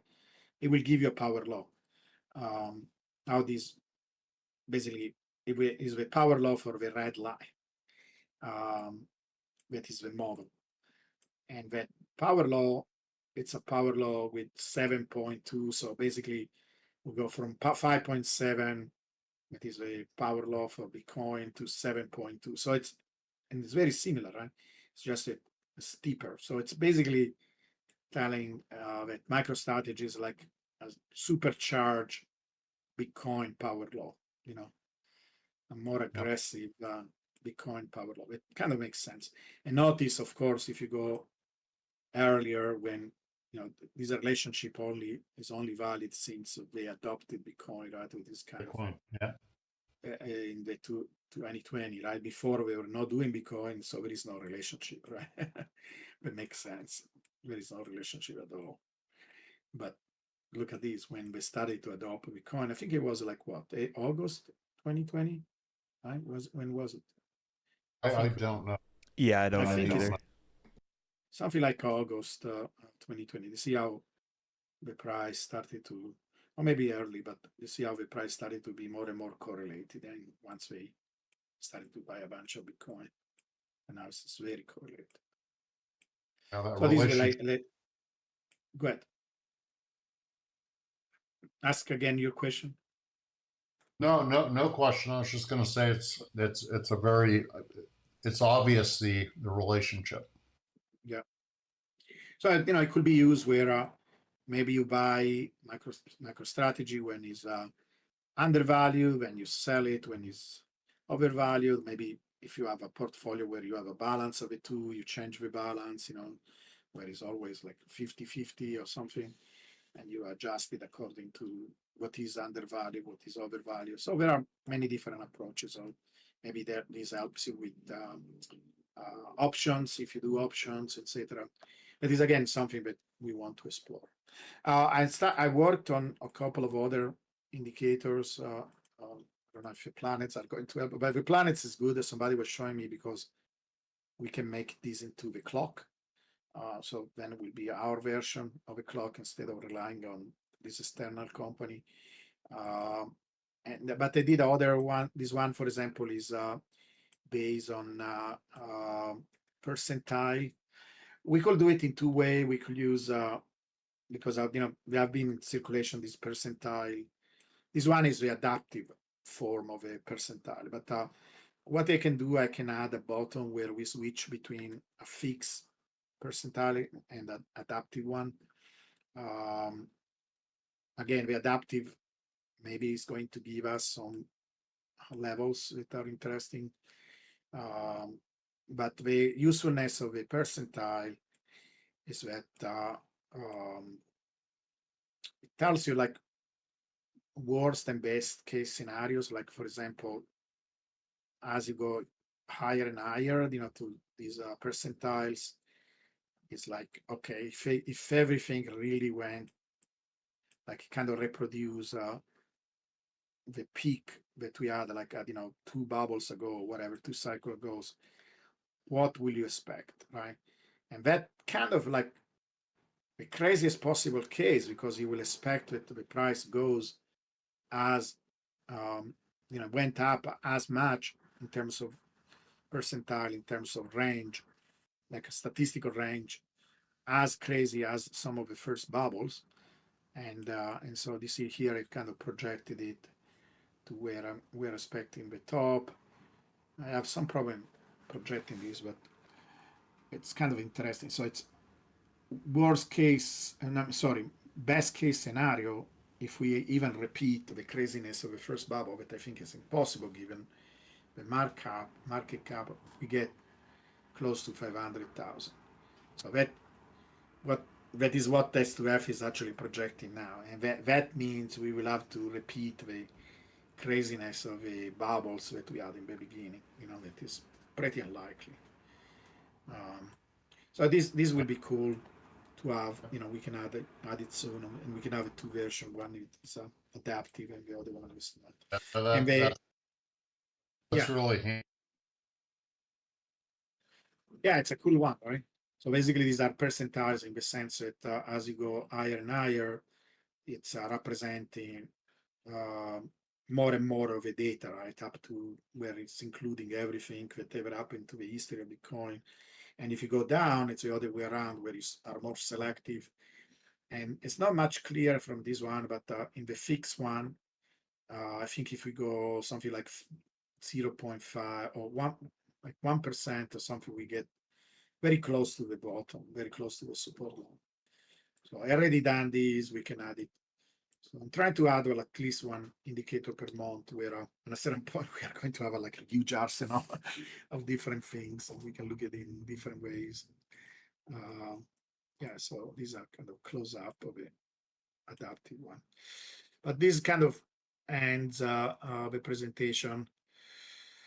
I think the next one probably will be the percentile, because it's already done, so it will be easier to add it.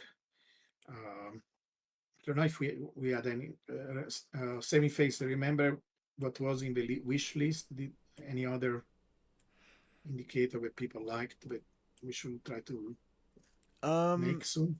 I'm not sure. I'll have to double check the suggestions. Okay. There's some good ones in there, but there's some that are like may not really correlate with kind of what we're doing. Yeah.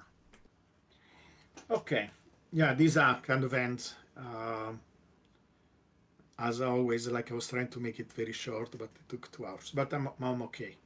If I gave you a comprehensive tour, and if that is great. And we are recording all this, right? Yes. Okay. Uh, and remember to blur up Yeah. Yeah. I'll just cut I'll cut the right. X-rated part. I'll just jump. I'll cut the beginning off Yeah, until you because show your chart. yeah, exactly. All right, and also remember to give me the original so I can put it Yes. on YouTube. All right. Um, Giovanni, thank you so much. And saving face. Yeah. I'll jump on a call Thank with my you. pleasure. My pleasure. I hope that it's going to be useful and participate. Nobody's forcing you, but we have other events like tomorrow. We are coming as a group, to discuss the market or any other question. On Thursday, we're having these lectures. I'm going to make it more like lectures, like above a book scale. But Yeah, no, it's I going would to be, love